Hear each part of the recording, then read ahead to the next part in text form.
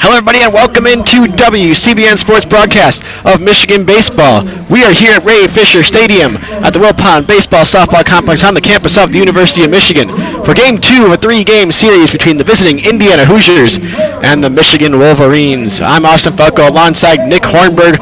Michigan coming off a 10-4 loss yesterday that shrunk their Big Ten title lead down to just 1.5 games. And Nick, the next 2 weekends very crucial for the Wolverines down the stretch. Well, title races are long-form competitions, and there's still a lot of baseball to be played left in the season.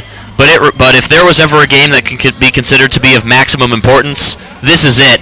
Because momentum could very well swing in the title race here with this game. Michigan has a good starter on the mound. Tommy Henry rebounded a little bit from a rough patch, particularly against Minnesota and Ohio State on the mound today. But now if Indiana wins this game and shrinks Michigan's lead down to half a game and clinches the series, Indiana or very well Iowa could make a play and be on their way to the title and topple the current conference-leading Michigan Wolverines. For Indiana and Michigan, it's the same starting lineups that we saw in yesterday's ball game. For Indiana, starting things off is going to be Drew Ashley against the Michigan starter Tommy Henry. Henry, the left-handed throwing junior, making his 13th start of the season. He's 8-3 with a 2.75 ERA, including a complete game in there. 75 and 1/3 innings pitched, 82 strikeouts, 18 walks. Batters hit .211 against the junior left-hander. First pitch of the ball game, Tommy Henry falls off the mound. That is not. That's not the greatest omen here for the Wolverines coming off a 10-4 loss in yesterday's ball game. No, it's not. You can kind of see it, and I think you and I both kind of expressed it in private after the game yesterday. Is you can kind of feel the collapse coming, and not a good start from an optics perspective. Seeing the pitcher fall off the mound, not even able to deliver the first pitch. The first official pitch is a fastball for a strike right on the outside part of the plate, and we are officially underway here at 2:00 on the dot. After Drew Ashley, Matt Gorski and Matt Lloyd do up in the first inning for Indiana. 0-1 pitch to the second baseman for Indiana is inside for a ball, 1-1. Following up on that lineup, Ashley's second baseman, Gorski's the center fielder, Lloyd the DH.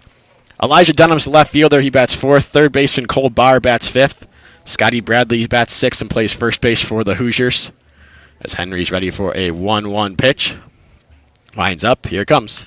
Hit in the air towards center field. Jesse Franklin ranging into left center. He's got plenty of room and plenty of time to make the grab for out number 1. The rest of the Indiana lineup following up the bottom 3. Ryan Feynman is the catcher. Grant Richardson plays right field, bats 8th. And Justin Walker, the shortstop, bats in the 9 hole for the Indiana Hoosiers, who are just a game and a half out of the first place spot in the Big Ten standings behind the Michigan Wolverines. Indiana, nobody in their lineup hitting over 300. Nothing jumps off the table in the average department, but what does is the power. They have 3 players in Gorski, Lloyd, and Cole Barr, all with double-digit home runs. First pitch here to Gorski on the inside part of the plate for a strike. It's 0-1 on the center fielder for Indiana. Gorski, a bit of an underwhelming day for him yesterday. Just as the 2-hitter from Michigan did, he had himself a hat trick. 3 strikeouts. Did get on base with a walk and scored in the first inning of yesterday's ballgame, though. Winding up, squaring a bunt now is Gorski. That one is bunted down the first base line, but it's going to be foul, fielded by Joe Donovan over there. And the count is 0-2, so maybe trying to get out of a bit of a slump here is Gorski. Just get on base, try to get something started. Now, I don't consider myself a member of the anti-bunt club, but that is a player in Matt Gorski who has 11 home runs on the season, who is then being told to square around to bunt. It looked like it was more of just a reaction to Michigan defense playing really far back against them, and he's a speedy guy. Tied for the first place in the Big Ten in steals with Michigan's Jordan Brewer. 0-2 pitch, a high fastball. Does not chase, does Gorski, and the count moves to 1 ball and 2 strikes. And a power-based lineup, which is what Indiana has, as previously stated, with 3 players and double-digit home runs. That's what generally, even up to the major league level, strikeout pitchers like Tommy Henry are vulnerable to, because strikeout pitchers, you tend to attack a batter. Those are the same pitches that batters like to take out of the park. 1-2 pitch misses outside, and the count evens itself up at 2-2. And worth noting, yesterday's ballgame, Indiana, we talk about all the power. They are a power-based offense. You're completely right about that. Lead the Big Ten in home runs. Lead the nation in home runs. Scored 10 runs yesterday without putting one over the fence. An impressive feat, and they can just drive the ball to the gaps as well. A foul tip right off the glove of Donovan keeps Gorski alive here at 2-2.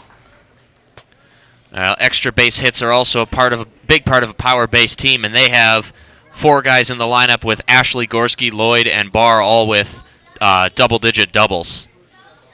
And the sophomore Elijah Dunham in that 4-hole, too. His numbers don't quite stack up to the guys around him, but he missed 17 games this season due to injury, certainly capable of doing damage as he did in yesterday's ballgame. 2-2 pitch hit high in the air towards deep left field. Going back is Lewis near the track. The wall. It's going to bounce off the sidewall and bounce all the way towards the center fielder, Jesse Franklin. Franklin fields, tosses in towards third base, and Gorski's going to hold that second with a double here with 1 gone in the first. Well, any notion of a slump is now over, and actually, honestly, Gorski probably a little bit unlucky that doesn't go over the wall. He hits it to the decreasing slope part of that wall, sloping down into the regular outfield fence, and just takes a hop. Looked like it was off the white stripe at the top. And Miles Lewis not particularly well positioned, and that's a hard play for him to make. That's right on the angled portion of the wall. That's going to take a hard bounce. And he made a good effort at it, did Lewis. He almost fielded it on the one hop off the wall. If he had fielded that, might have had a shot at Gorski at second base. But as it stands, just got through him and got to Franklin in center. So Gorski gets the double. And that'll bring up the powerful Matt Lloyd, contender for Big Ten Player of the Year. First pitch to him, lefty-lefty matchup. Breaking ball misses down. Count is 1-0. These top 3 in the Indiana lineup that we see come up in the first, a bit quiet yesterday. It's really the middle of the order that did most of the damage, including the guy on deck, Elijah Dunham, who had himself 3 doubles in his first 3 at-bats yesterday against Carl Kaufman. Michigan does have the lefty Henry, which helps to mitigate some of the power through the platoon advantage for Lloyd and Dunham. 1-0 pitch to Lloyd is a fastball that misses inside, and the count goes to 2-0.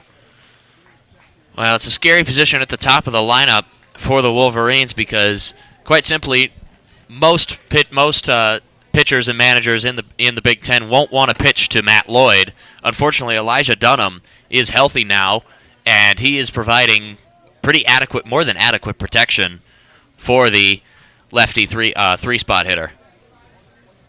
Coming set now, firing a 2-0 breaking ball. It bounces in the dirt. Only stopped back there by Donovan to keep Gorski at second, but the count runs 3-0 on Matt Lloyd, and a dangerous situation here for Tommy Henry. You want to make sure not to give in and give Lloyd something he can really crush. And early on in this game, Tommy Henry really looks like he is struggling to locate his pitches. Specifically that breaking ball. Haven't seen him throw that for a strike yet today.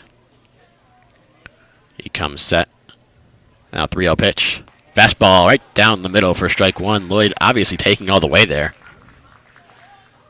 And that's a pitch you need to make. It's 3-0. You don't want the 4-pitch walk. Henry hitting that strike zone with the knowledge that most batters will not swing at 3-0. Looking in for the sign from Donovan, ready for a 3-1 pitch. Lloyd probably looking for something to whack here. Gets an off-speed pitch, is foul up right over the top of us. And out of play. The count's going to go to 3-2. We could hear that one on the roof. Yeah. I know we talked before about foul balls coming up into the booth. You missed out on yesterday right in front of where we are seated over here in the side room at Ray Fisher Stadium. Bounced right off the guardrail in front, scared a couple people in the box who were not really paying too much attention. Came oh so close to getting my foul ball again. Well, Jimmy Kerr's family's oftentimes up in this box. Did they get it? They did not catch the ball on 3-2 pitch. Call! Strike 3 on the outside corner. Matt Lloyd tossed his bat away, but he'll have to go join his bat back near the Indiana dugout as there's now 2 gone in the first with Tommy Henry's first strikeout of the ballgame. That was a close one, too. I thought I was in agreement with Lloyd. I thought that was ball 4, but evidently Michael Schultz disagreed. Schultz rang him up off the, looked like maybe a 2-seamer running back arm side for Tommy Henry on the outside corner. Couldn't quite tell from up here, but nonetheless, it is strike 3, and up comes Elijah Dunham, who did some serious damage yesterday against the Wolverines. Henry comes set, checks Gorski at second, and the first pitch to Dunham misses just off the plate away. Look at the same pitch there that he just threw Matt Lloyd. Dunham in yesterday's ballgame mentioned 3 hits, all of them doubles, drove in 1 run officially, didn't get credit for the other RBI due to a throwing error from Jordan Brewer. Also scored a couple times as well and really set the tone early on for Indiana in that ballgame offensively. A 1-0 pitch is on the inside part of the plate, and Dunham takes it for strike one. Overall on the season, Dunham batting .266, the sophomore left-hander. Doesn't pop off the page, as I mentioned, missed 17 games this season.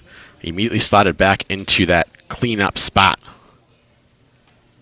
Lefty out of Evansville, Indiana, fouls a pitch off the chopper to the right side, and the count's going to go to 1-2 on him. Dunham's started 31 games. Most of the players have started somewhere around the range of 48. If you want to extrapolate Dunham's statistics out to that length of games, probably hitting 8 or 9 home runs. Not quite as scary as Gorski or Lloyd, but still, without doubt, a hitter that you cannot ignore. Henry comes set ahead in the count here, 1-2 against Dunham. The pitch, breaking ball, misses low for ball 2. Dunham thought about swinging. Good pitch there for a chase pitch at the very least. And almost got the call. K.O. Thomas was starting to jog off the field there. And Henry, a bit of a nervy inning so far. Not only giving up the double, he's now thrown 19 pitches. This will be his 20th. For a team that used a couple arms out of the bullpen yesterday, Michigan would love to see a long start out of Tommy Henry, but not trending that way. Here comes pitch number 20 in the inning. Call! Strike 3 on the fastball. Just absolutely froze Elijah Dunham. Henry's got 2 strikeouts looking here in the first. Indiana does not score. They get 1 hit, no errors, and leave 1 on base. Better start than yesterday for the Wolverines. It is 0-0, headed to the bottom of the first. You're listening to the official student radio broadcast for Michigan Baseball here on WCBN Sports. And that's what you have to do when you're in the situation that Michigan is in right now. Right now, it looks like a couple things are going away. The momentum in the Big Ten title race might be swinging against you. But now, and Tommy Henry giving up that one-out double to Gorski, and then coming back with 2 strikeouts. Number 1, Tommy Henry, strikeout-based pitcher. Lots of strikeouts are always good for him. And just as well, being able to gut out an inning, even though his pitch count was climbing, he very well could have folded a little bit, given up, allow Gorski to come around and score from second base. But excellent effort there to gut out the rest of the inning and keep this game scoreless. The Wolverines, just like the Hoosiers, will send the same lineup they did to the plate in yesterday's ballgame. That lineup is as follows. Jordan Wogu is the designated hitter and bats in the leadoff spot. Batting second, the center fielder Jesse Franklin. In the 3 spot, Jordan Brewer, he plays right field. Jimmy Kerr bats cleanup, plays first base. On the other side of the diamond is Blake Nelson at third. He bats on the 5 hole. Batting 6th, playing left field, is Miles Lewis.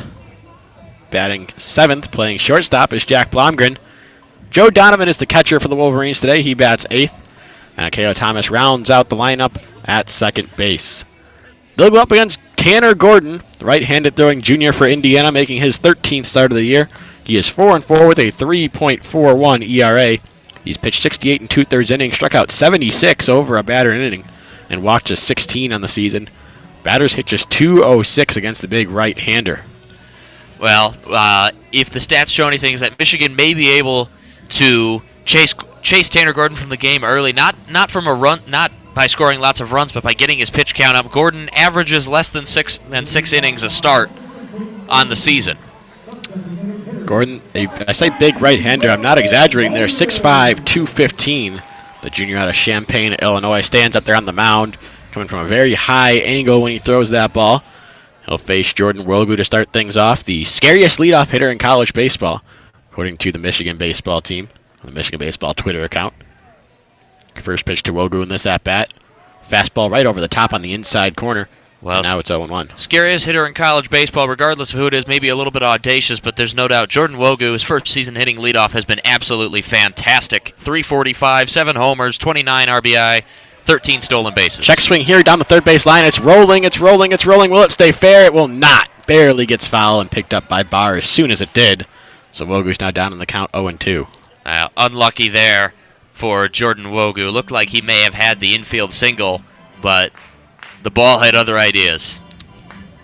For Wogu, yesterday's ball game, got on base a few times, hit by a pitch, single, fielder's choice, but bookending all of that at the beginning of the game and the end of the game were 2 strikeouts. Very uncharacteristic for Wogu. You don't see him, or really any of the Wolverines, to strike out a ton, but in yesterday's ball game, every single hitter besides Jordan Brewer struck out at least once. including the man on deck, Jesse Franklin, struck out a whopping 4 times in the ballgame.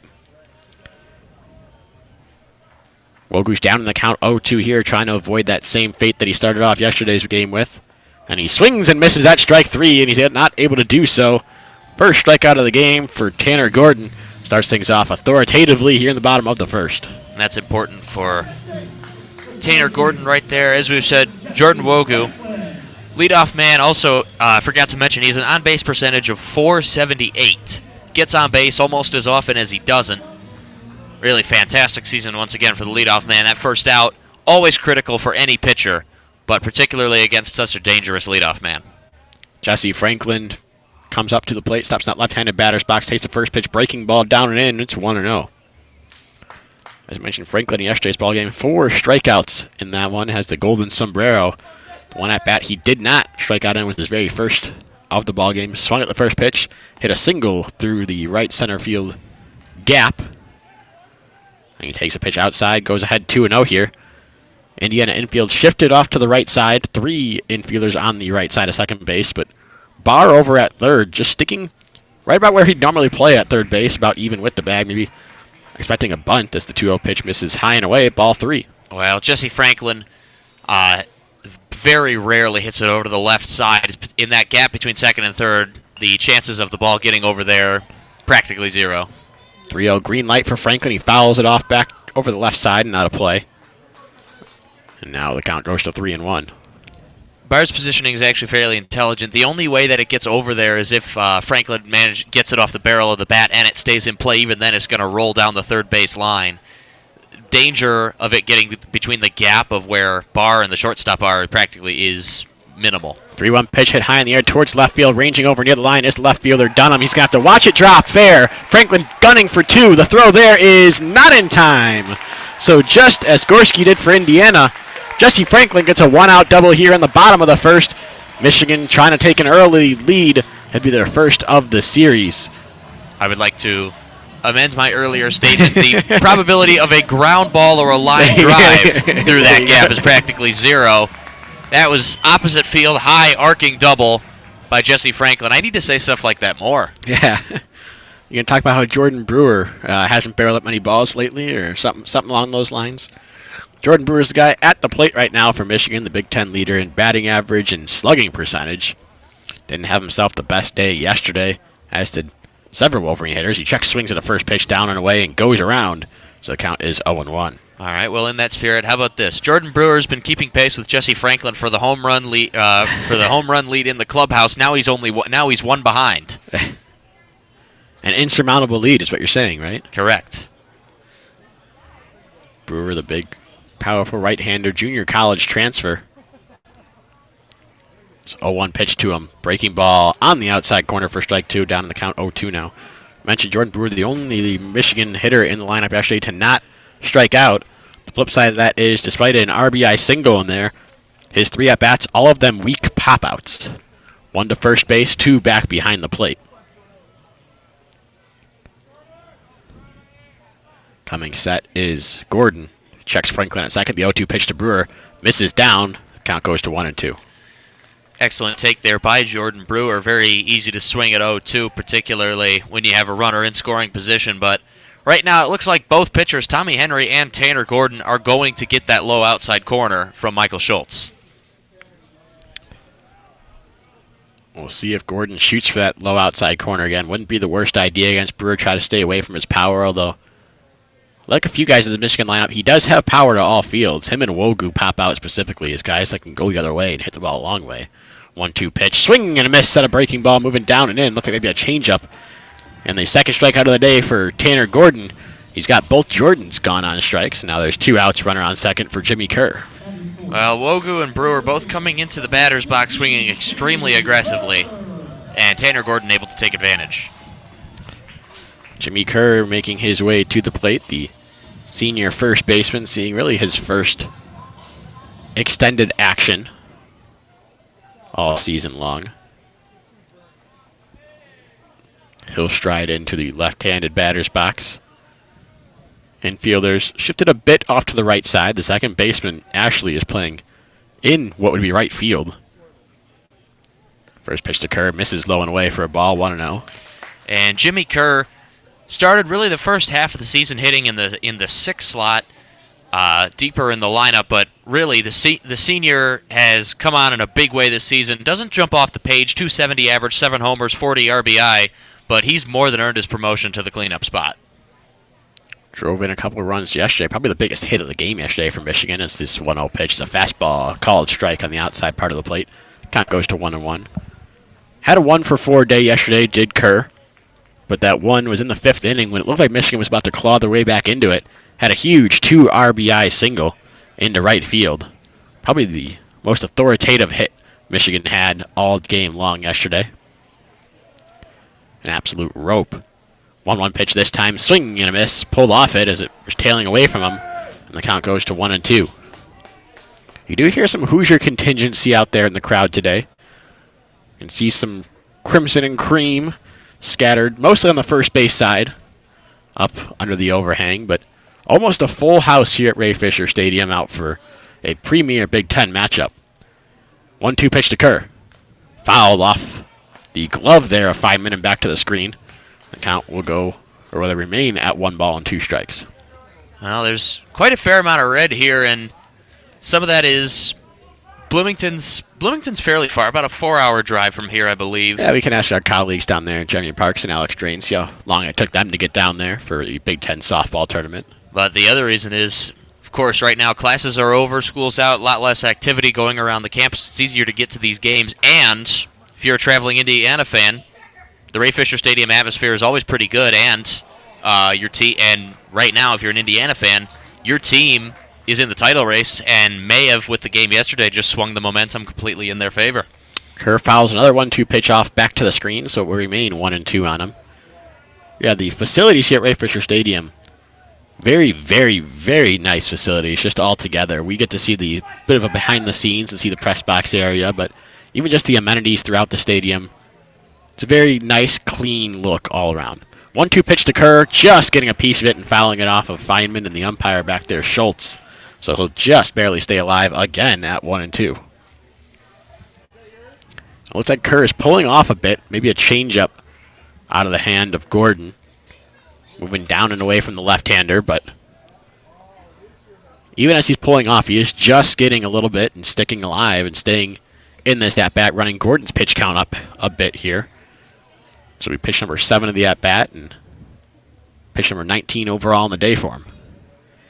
He checks Franklin at second. Another 1-2 pitch. Just again barely getting a piece of it was Kerr, and it bounced out of the glove of Feynman this time.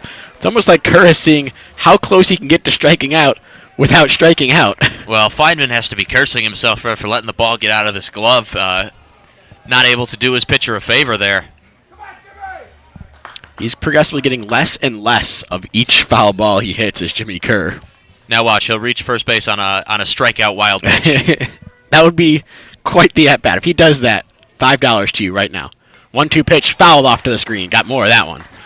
But he still stays alive at 1-2. I'm running out of space to keep track of these foul balls here on my little scorecard box. Well, that's pitch 9, I want to say.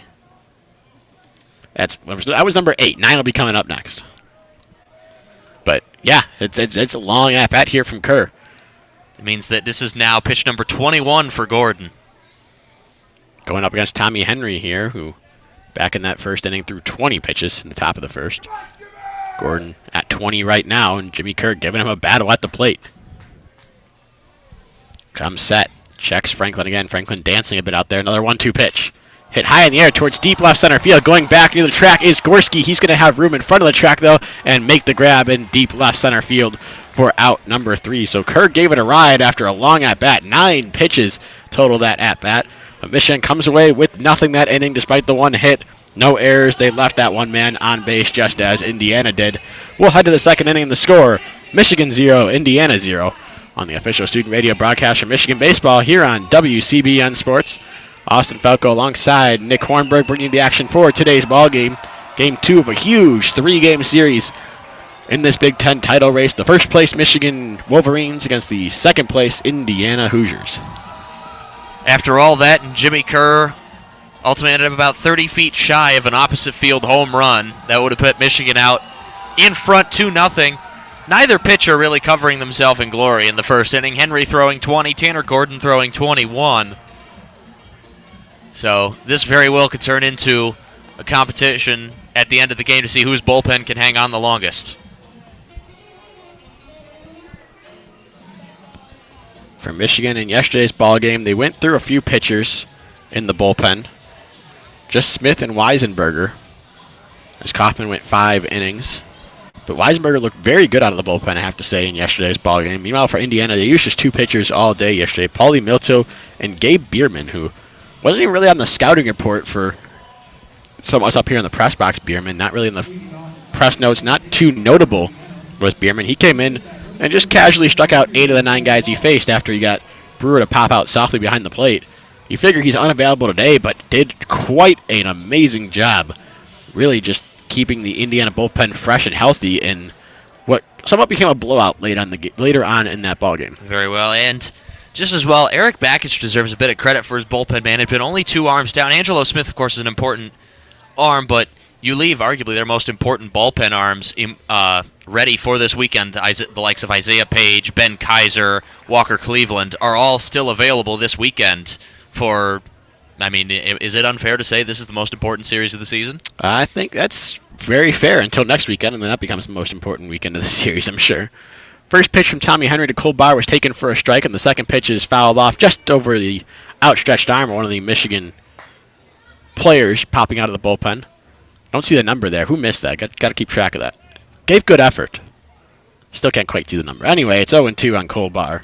Well, striking out Dunham last inning was big for Tommy Henry, particularly because Cole Barr, co-leader in the Indiana clubhouse, 14 home runs. Don't want anybody on base. 0-2 pitch misses well high and away. It looked like Henry went to get off speed and just didn't really get any break on it at all. And the count goes to 1-2. That one coming up and away, I think that may have just slipped out of his hand right before he got into the arm slot. Barr, yesterday's ball game, on base 4 times, 3 hits, including a double in there, a couple RBIs. It was him and Dunham that really did a ton of damage in this Indiana lineup. This one's a pop-up on the infield. Blomgren ranging over near the second base bag. He calls off Thomas and makes the grab just on the shortstop side of the bag for an easy out number 1.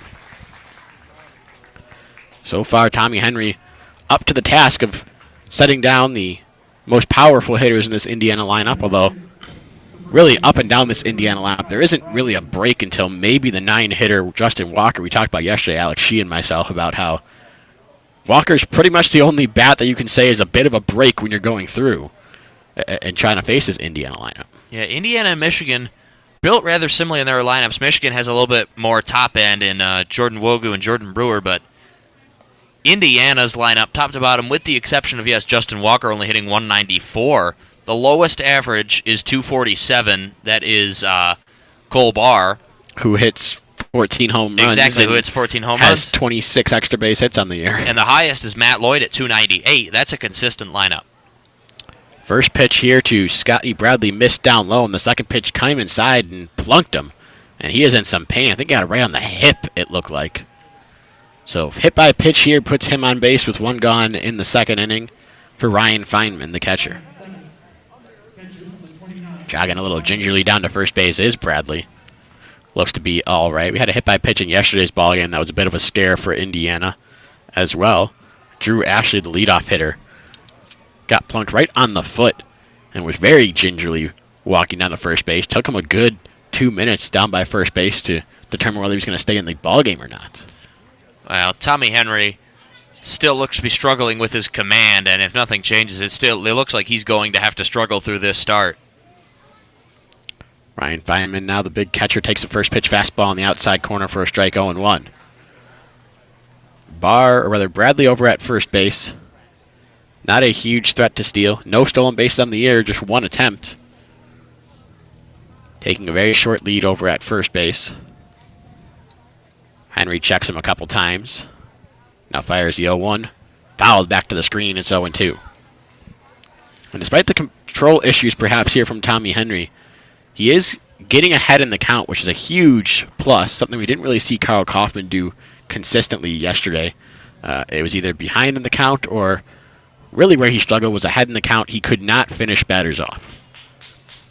We'll see if Henry can keep up the string of finishing batters that he has had so far today. He fires an 0-2 pitch well high and away. It's 1-2 now. And a slight update around Michigan athletics over in Bloomington, Indiana. Minnesota softball just defeated Northwestern in the semifinals of the Big Ten softball tournament. So in about a half hour on WCBN Sports, our main YouTube channel, you can listen to Jeremy Parks and Alex Drain call the Big Ten tournament final between Michigan and Minnesota. The 1-2 pitch fouled off into the Indiana bullpen down that right field line. The count remained 1-2. And I would say I recommend pulling up a laptop, pulling up your phone, and tuning into both games. Pop back and forth between half innings. Give us a listen, give them a listen. Follow all Michigan sports. Well, I don't mean to disrespect JP and Alex. If you don't have two laptops or you don't want to use your phone's data, you can very well listen to us on your laptop and then turn on the softball game on BTN. Breaking ball from Tommy Henry, swing and a miss from Feynman. First swing, strikeout of the day for Tommy Henry. Third overall, and that'll bring up Grant Richardson with 2 gone in the second.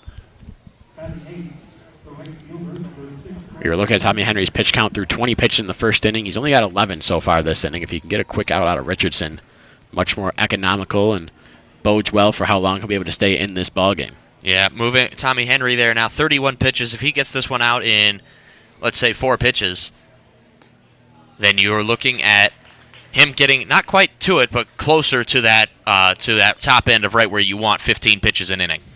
Breaking ball on the outside corner gets Richardson looking for strike 1. Still a short lead by Bradley. Don't expect him to go anywhere on first base, especially against a lefty Henry. Tougher to run on. 0-1 pitch. Another breaking ball, barely getting a piece of it with Richardson. It taps over near the Indiana dugout, and he's now down in the count 0-2. And so far this inning, Henry's done a little bit of a better job, despite the hit batter hitting Bradley in that way. Since then, he's settled down and gotten 0-2 counts. This will be the 6th hitter that Henry has faced and gotten 2 strikes on. He fires a fastball, swing and a miss, strike 3. Henry retires him. Good morning, good afternoon, good night right there. He'll head to the bottom of the second, having 4 strikeouts and keeping Indiana at bay. The score headed to the bottom of the second. Indiana nothing, Michigan nothing. You're listening to the official student radio broadcast for Michigan baseball here on WCBN Sports. And something we looked at in yesterday's ball game, through a couple innings, through maybe 2 or 3 innings, made a note with Alex Shee that Kyle Kaufman had 6 batters he got 2 strikes on, and was giving up about a .333 average in those situations, which is much higher than you'd like to see when you have 2 strikes on batters. Henry so far, out of these 6 batters that he has had 2 strikes on, he struck out 4 of them and retired 5 overall. A much better number, and something that somewhat explains why Indiana isn't ahead as they were in yesterday's ballgame. Exactly. Absolutely fantastic effort by Tommy Henry so far in this game. It'll be up to the Michigan bats to match Tommy Henry's effort thus far. They'll send the middle of the order, roughly, the 5, 6, and 7 hitters, Nelson, Lewis, and Blomgren, who were a few of the brighter spots in the Michigan lineup yesterday. Michigan's pitchers this season have not exactly been lacking for run support all season. This Michigan offense has been great all season long, and even so, they put up 4 runs yesterday, I believe. 4 runs yesterday. Yep, 4 runs yesterday in the loss. Despite striking out 15 times in the ballgame. If Tommy Henry pitches his ERA today, 4 runs will be enough to win this game, but Michigan's offense all season long regularly put up more runs than that. Coming into this series, averaging just over 7 runs a game. And the problem is it's a very short rope. If your pitchers are not getting adequate run support for a sufficient stretch of time, your pitchers are not going to perform as well anymore just due to the pressure of being overly dependent on them. So Tommy Henry, if let's say he gives up 2 runs today and loses, could very well bode very poorly for his performance next week against Nebraska. First pitch to Blake Nelson was a foul ball down the left field line. The 0-1 pitch, check swing, and did not go around on a pitch that missed low and away. Count is 1-1. Sal Giacomantonio down at first base with the call. I just like to say the name. I'm going to throw down to him as many times as I can. Well, hope you got plenty of check swings down there to Sal. Well, he'll be manning home plate tomorrow. So you got that going for you. 1-1 pitch, just getting a piece of it was Nelson at the plate. And the count goes to 1-2. Big swing by Nelson there. He swung out a couple pitches on the inside part of the plate. Check swung at the one that missed low and away. You think Gordon then goes low and away here, goes inside, outside, then goes maybe back outside? I would say, honestly, I'd say try for that outside corner again. You talk about switching eye levels, you get that talked about a lot with high fastballs and then filling up with a curveball low, but inside, outside, another effective strategy. See if he goes to here, 1-2 pitch. Tries to go outside and call! Strike 3 on the outside corner. Nelson goes down on strikes. Third strikeout of the day for Gordon. And that'll bring up Miles Lewis with 1 out in the second. Just froze Blake Nelson there, as we said, on the outside corner. Didn't go with the breaking ball, though. I think Nelson was kind of thinking what we were, thinking a breaking ball low and away. Instead, it looked like maybe a two-seamer out of the hand of Gordon that just caught the outside corner. Has Miles Lewis changed his walk-up music? I think he has. I noticed it yesterday, but didn't really notice it. If it makes any sense. As the first pitch of the at-bat misses down and in, it's 1-0. Say, all season long it's been Cowboy by Kid Rock. Now is that joined together by The Who? It might have been. We'll have to listen up when he comes to that next time. Maybe trying to switch up the mojo a bit. He was slumping for the last month or so. He fouls in a left field line and evens kind of at 1-1. I mean, it worked in yesterday's ball game. Had a couple hits in that game, did Lewis. 2 for 4, a couple singles, a couple strikeouts in there as well, but looked maybe the most poised of any of the Michigan hitters at the plate. Even in both of those strikeouts, he was fouling a couple pitches off at the plate and staying alive. 1-1 pitch. He chops one towards third. Walker, the shortstop, makes the play, takes a crow hop and fires to first in time for out number 2. 2 outs here in the bottom of the second inning. Jack Blomgren will make his way to the dish. And Jack Blomgren was absolutely fantastic really first 3 quarters of the season. Now his average dropped down below 300 for the first time all season, hitting .293. Still an on-base percentage of .399, almost 400. But holds only a .213 average with 2 outs. Yeah, I went through a bit of a slump of that. I don't want to misquote what the exact numbers were, but it was somewhere around the 2 for 30 range in one of the stretches. And that won't do... that will do the opposite of wonders for your average. As the first pitch to him misses outside for ball 1. Still the sophomore shortstop enjoying a great sophomore campaign. 1-0 fastball in there for a strike. 1-1. Indeed, Blomgren's plate discipline really has been the biggest improvement. He's swinging the bat a lot better overall, but really his plate discipline last season, he was more prone to swinging at, well, anything. He'd get himself down in the count early on, and not so much this year, although he's down in the count here after a 1-1 pitch, catches the outside corner, maybe right at the belt as well. And the count goes to 1 ball and 2 strikes. And I will say, just I don't have the hard numbers to back it up, but it sure seems like Blomgren going through a bit of a rough patch towards the end of the season, hitting the ball on the ground a lot more, which tends to happen when you see guys in tough streaks, maybe not the ton of strikeout numbers. 1-1 pitch just, or rather 1-2 pitch misses just off the edge and evens the count up at 2-2. Blomgren has a strikeout to walk ratio of about a little under 1.5.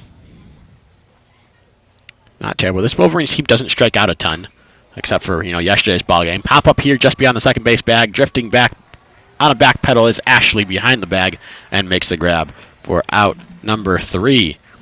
So Michigan goes down 1-2-3 in that inning. No runs, no hits, no errors, no one left on base. We'll head to the third inning. The score remains Indiana 0, Michigan 0. You're listening to the official student radio broadcast for Michigan baseball here on WCBN Sports. And with all of that, the pitcher's still fairly even through 2 innings. Tommy Henry has thrown 34 pitches. Tanner Gordon has thrown 33. And really answering each other when it comes to the statistics, too. Gordon 3 strikeouts, Tommy Henry 4 strikeouts. Both have given up 1 hit. It's been a double. Tommy Henry's getting up 1 more base runner on the hit by pitch, but really almost identical right now. Not allowing a ton of balls in play. Really dominating hitters, getting ahead in counts. And that seems to be the MO for both of these pitchers in this ballgame today. Exactly what you want to see out of your starters in this game, too. The only real tangible difference is that in one less pitch, Tanner Gordon has thrown 2 more strikes, 24 strikes out of 33 pitches compared to Tommy Henry's 22 out of 34. Yeah, Henry worked a couple longer counts back in the first inning, but didn't go over one ball there in the second. He faced 4 hitters and got a couple strikes on 3 out of 4 of them.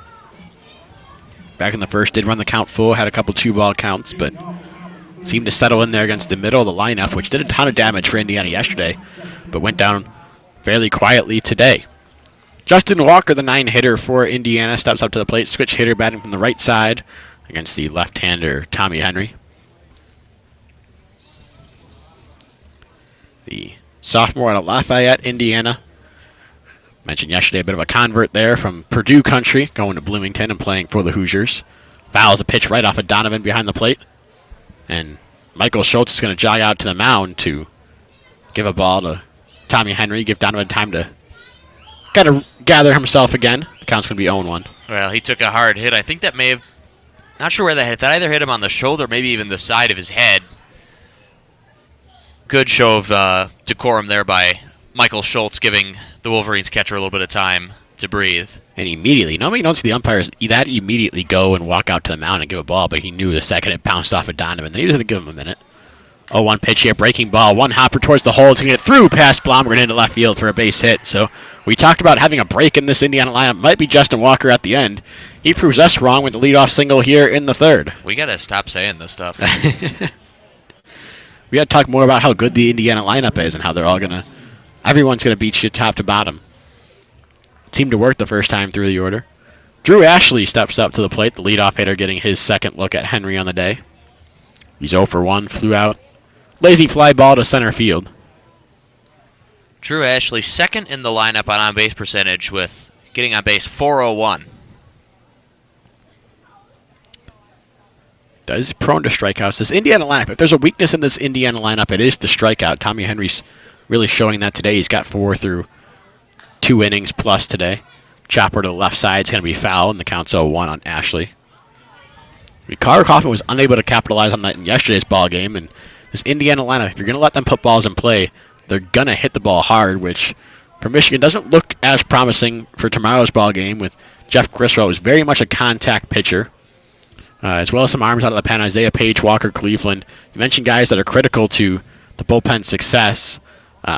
Again, 2 guys that are more dependent on balls in play, and that's not something you want to be against this Indiana lineup, as Henry just misses off the inside corner with an 0-1 pitch, and it's 1-1. Well, even more frightening for Jeff Criswell is that Michigan's infield defense didn't exactly assert themselves on the game in a positive way last night. Probably the worst defensive performance, I think, for Michigan all season long. 1-1 pitch misses outside. The count goes to 2-1. Saw errors from Akeo Thomas at second. Error from Blomgren at short. Error from the relief pitcher Angelo Smith. And an error on Jordan Brewer. All 4 of those errors resulted in runs, if I'm not mistaken. I'm not sure if Blomgren's may have not been, but I know the first 3 led to unearned runs scoring in that ball game, which was a huge difference, even in a 6-run game. This one's popped up on the infield. Kerr is going back behind the bag. Halo Thomas also ranging over. It's going to be Kerr to make the grab in what would be the right field grass for out number 1. That's a bit of a nervy play right there. That's about as close as you'll get to a scramble play in baseball. Kerr having to range back just inside as Akeo Thomas ranging over. Those guys weren't running full speed. It's nowhere near as bad as a collision in the outfield, I believe, one you're familiar with. Kyle Schwarber being lost for a season after a collision with, I believe that was Dexter Fowler in the outfield. Yes, that sounds right. Yeah, out in Arizona in 2016. Ended up all right in the end. Yeah, it ended up but infield, that's dangerous. Jimmy Kerr really didn't confidently see that one before. Had he been able to sight that ball confidently, he would have waved off Akeo Thomas long ago, but ultimately it turned out okay in the end. First pitch to Matt Gorski here. Big swing and a miss, trying to maybe clear that left field wall this time. He bounced it off that left field wall in his first at-bat back in the first. 0-1 pitch foul back to the screen. He's down on the count 0-2 now. And here's another 2-strike count for Tommy Henry. Gorski, maybe the best 5-tool player in this Indiana lineup. 6'4", 195, has power, 11 home runs on the season, hits for contact, 285 average, ton of speed, tied for the Big Ten lead in stolen bases. Plays center field, ranges around, has a good glove out there. Haven't seen the arm shown off in this series, but Certainly a very, very good player for the junior. Takes an 0-2 pitch, just misses. Not sure that missed higher inside, but that was awfully close, and the count's 1-2. A confident take from Gorski at the very least. And you heard there the first noise of dissent from the crowd. Very borderline call. Not sure if Paul has said anything here. Tigers mascot in the stands today. I didn't hear him. 1-2 pitch, bounces in the dirt. Donovan stops it and keeps Walker over at first base. So the count goes to 2-2.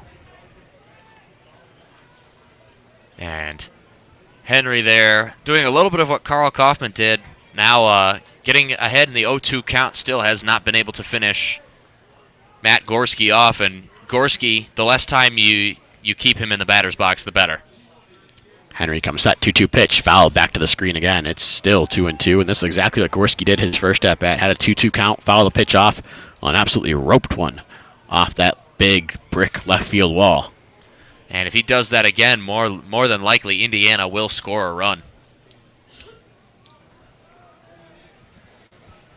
Certainly Walker over at first base. Not the speediest person on the roster. That probably belongs to the man at the plate, Gorski, but certainly has enough speed to get by and can score on a ball in the gap, as you said. 2-2 pitch, popped up back behind the plate. That'll get out of play. The count's going to remain 2-2. Gorski making Tommy Henry work here in the third. Well, if he can score from first base on an extra base hit, particularly if it takes the same path as Matt Gorski's first double off the angled portion of the wall in left field, bouncing away from Miles Lewis. Short lead from Walker. Most of this Indiana roster likes to take short leads. Some of them bounce out right before the pitch is thrown and get really good secondaries. 2-2 pitch almost hits Gorski in the foot, but he fouls it off into the Michigan dugout. Count's going to remain 2-2 still. Well, Gorski now looking over at the dugout.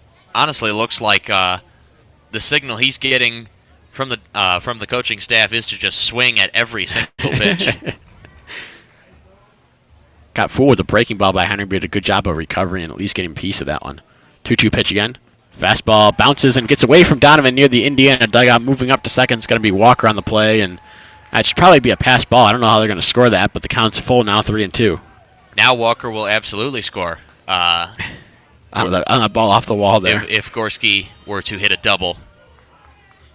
Rule a wild pitch, but I don't know. Me personally, I'm not the official scorer, but that one looked more like a pass ball to me. Donovan was able to get the glove down there and looked like he just kind of booted it off the edge of the glove and it skipped away. Either way, the count's 3-2, and there's a runner on second now with Gorski at the dish with one out. Henry looks in for a sign. Now that runner on second, going to take a little bit longer. He gets it, doesn't even look at the runner on second. 3-2 pitch, breaking ball down to the dirt, taken by Gorski, ball 4. Great at-bat put together there by Gorski. Makes Henry throw 9 pitches and gets on base with the walk. Runners on first and second, only one gone in the inning. And now comes the dangerous part of this Indiana lineup, the most dangerous part, that is, starting off with Matt Lloyd. And that's the most frustrating walk you can issue, being up 0-2, and then once you get in for a plate battle, you ultimately end up issuing a walk. You'd like to think you won't throw so many pitches that are so far outside the zone the batter knows when to take, particularly with Gorski swinging so aggressively at pitches down around his ankles. But Tommy Henry there, not a great showing there, just lost him. So first pitch here to Matt Lloyd, fastball on the outside corner for a strike, 0-1. Good pitch to start off the at-bat there from Henry. A big first strike. You don't want to fall behind against Lloyd. He actually did fall behind 3 against Lloyd and came back, struck him out 3 strikes after that. But always a little easier when you're working from ahead. Lefty to lefty here. Comes set. Checks the runner on second. That's Walker. 1-1 pitch. Checks for the fastball on the outside corner again, but off the glove of Donovan, and moving up is going to be both runners. A couple of miscues behind the plate here in the inning, putting 2 runners in scoring position now with just 1 out. And that one also very likely will go down as a wild pitch. Tommy Henry not really doing his catcher Joe Donovan any favors with that one. That one goes down as a pass ball. That one right off the glove of Donovan. Probably should have caught it. It wasn't where Henry wanted to put it, so you're right on that part of not really helping his catcher having to reach all the way across the plate to try to grab the ball, but certainly a very catchable one at the very least. With a 1-1 count on Lloyd, couple runners in scoring position. Indiana threatening here in the third. 1-1 pitch. Breaking ball misses down and away. It's 2-1 now. And this is symptomatic of really the rough patch that Henry hit earlier on in the season, getting tagged against both Minnesota and Ohio State. Really just can't seem to find the zone right now, particularly now with 2 runners in scoring position. He's pounding the zone in that second and earlier on here in this inning, but has since not been able to really find it. 2-1 pitch, fastball misses off the plate away. It's 3-1 now. And I figure Lloyd looking for something to drive here on a hitter's count. Couple of runners in scoring position, going to try to add to that RBI total. He's now 1 behind Jordan Brewer for the Big Ten lead. After Brewer drove in a run yesterday and Matt Lloyd did not, he can reclaim the lead with a base hit here. Certainly Gorski and his speed will score from second on a single. Infield shifted a bit to the right. Blomgren almost right behind the second base bag. 3-1 pitch on the outside part of the plate with what looks like a slider there. And the count is full. And that's huge. Full count. Perhaps walking the bases loaded isn't the worst thing in the world, especially because then suddenly that puts the double play ball in play for Elijah Dunham, but still that second out is going to be massive.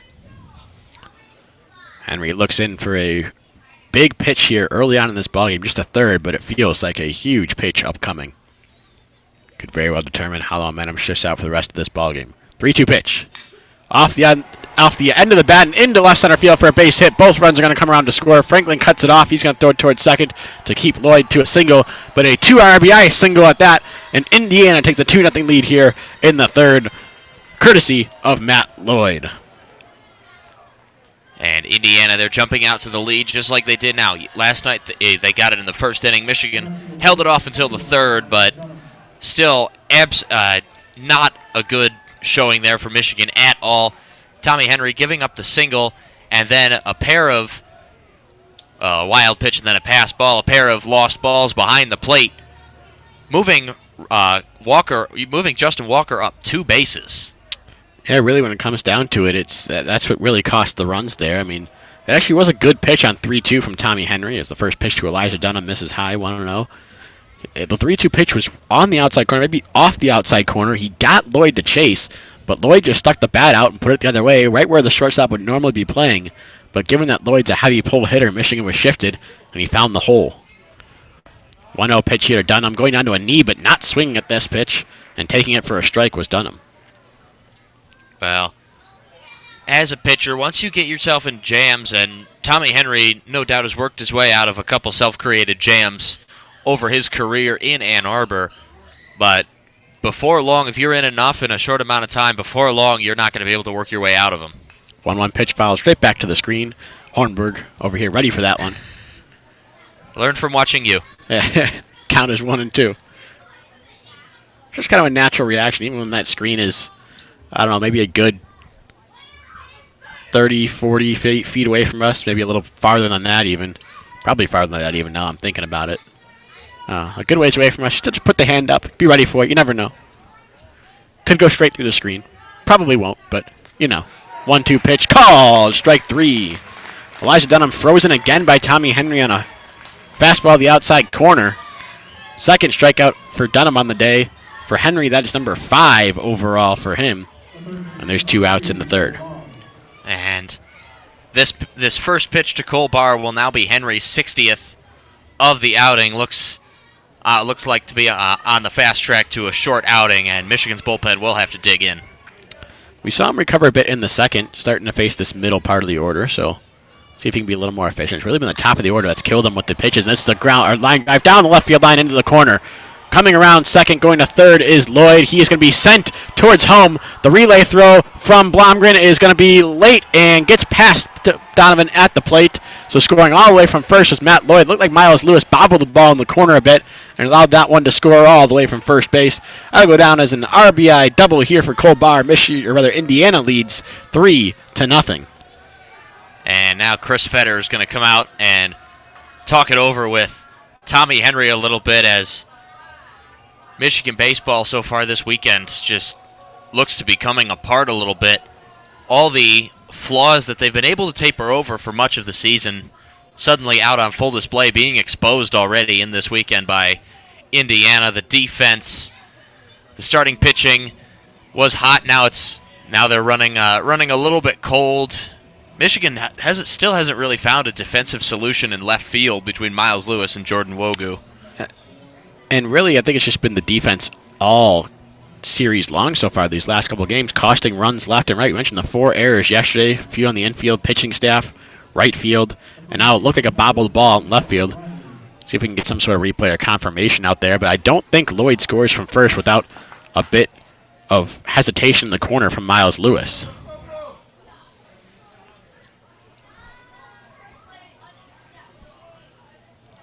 Looking at the replay now, looked like Lewis got to it cleanly, but was not able to get there in time. After the mound visit from Chris Fetter, Scotty Bradley steps in and takes a first pitch strike from Henry. It's 0-1.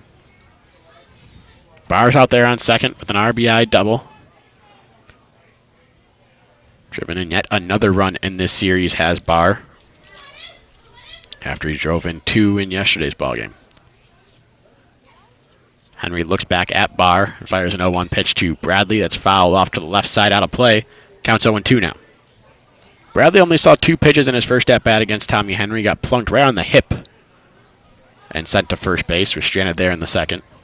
Henry, so far, a good start to this at-bat. Back out 0-2 after the mound meeting from Chris Fetter.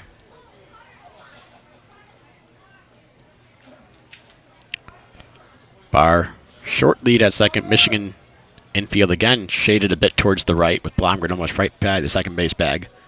0-2 pitch. Swing and a miss at the high fastball from Bradley. And he goes down on strikes. Henry's 6th of the day in just 3 innings worth of work. But in that inning, Indiana scores 3 times on 3 hits. No errors for the Wolverines that inning. But they do leave 1 man on due to the Hoosiers. Head to the bottom of the 3rd. Indiana leads Michigan by a score of 3-0. You're listening to the official student radio broadcast from Michigan Baseball here on WCBN Sports. That's an excellent recovery pitch there by Tommy Henry, but it remains. Now everything is against Michigan now, and these are the moments in baseball where the role of the head coach really comes into play. Situations like this is where head coach Eric Bakich there are situations like this are why Eric Bakich is paid, and now everything's starting to go against Michigan. As I said, the momentum in the title race looked to be swinging in Indiana's favor, as clubhouse walls even starting to cave in a little bit, you could say. But now Eric Bakich has to settle his team down, see if they can gut out a result today, and even if they don't win today, it's even more imperative that he's able to settle his team down and get them ready to play tomorrow. They're already down again for the 2nd straight day by multiple runs in the early going. Although, meanwhile, between innings here, I have to say, maybe my favorite game I've seen them play here at Ray Fisher Stadium, the water balloon toss into the basket on the head, solely for the fact that those water balloons will burst sometimes when they hit the basket on people's heads, and you just see them getting drenched here. It's a little bit chilly. So I do feel a little bad for them, but it is fun to watch. That is in this weather, that's a bold choice. Of course, it's always sunny and 70 at Ray Fisher Stadium. Of course. But everywhere else, it is 54 degrees and about 9-mile-an-hour winds. Yeah. Not huge winds at all this weekend. The flag in left center field here at Ray Fisher Stadium not moving much at all. You can see the flags at Alumni Stadium, or Alumni Field rather, over the left center field wall, blowing what would be out here at the baseball stadium, but the big flag in left center not moving as it was yesterday. Joe Donovan takes the first pitch for a strike right down the middle to begin his first at-bat of the ball game against Tanner Gordon. And the second pitch, breaking ball on the outside corner, strike 2. Gordon just resumes what he's been doing, pound the strike zone early on, get ahead of Michigan batters, and then finish them off. It's really been the Indiana staff's MO all weekend long and all season long. As the 0-2 pitch is a one-hopper over to 3rd. Fielding over there is Barr. He makes a strong throw to first in time for out number 1. This Indiana pitching staff leading the Big Ten in strikeouts by a wide margin. They lead second place Penn State by over 30 strikeouts this season. Well, that's the question now. What comes out ahead? Indiana with strong strikeout numbers from the pitching staff. Michigan strong strikeout numbers or lack thereof from the batters. Yeah, Michigan batters do not strike out much at all. When it comes to striking out, they strike out the third least in the Big Ten. The pitch by Akeo Thomas hit into the left field corner. It's going to bounce fair. Running over to second now is Thomas. He'll be up there standing with a one-out double here in the bottom of the third as Michigan tries to claw their way back into it. And Akeo Thomas, much of the season, has been considered an afterthought after being one of the premier leadoff men in the Big Ten at one point earlier on in his career. But really, since say the month of April, has really turned his season around. His last season in Ann Arbor as the diminutive second baseman. And he'll make way for what they call the scariest leadoff hitter in college baseball. Hasn't done a whole lot this series to be considered scary for Indiana. But the first pitch here, check swing towards the right side and bobbled over there by the first baseman Bradley. He recovers and steps on the base for the out. Akeo Thomas moves up to third on the play, but there are two gone in the inning now. Thomas really, or Wogu rather, just more or less just unlucky at that point. Now he lined up really right over the plate and checked the swing and just happened to put it in play. We saw him check swing in the first inning. That one went foul on what would have been a hit probably because of how softly it was hit. This time he check swings and it goes fair right to the first baseman. So as you mentioned, a bit unlucky, but at the same time, when you're check swinging up there, normally doesn't mean that you're going to have too much success at the plate. You're check swinging on the first pitch of the at-bat. Jesse Franklin steps in.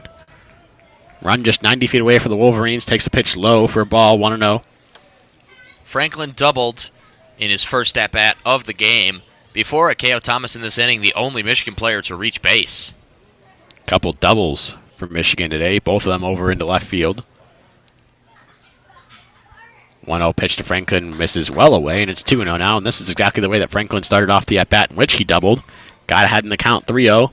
Fouled the pitch off, and then put one down the line into that left field corner. Almost the same spot that Akeo Thomas just did. And laid out a double. Again, the infield for Indiana shifted way over to the right.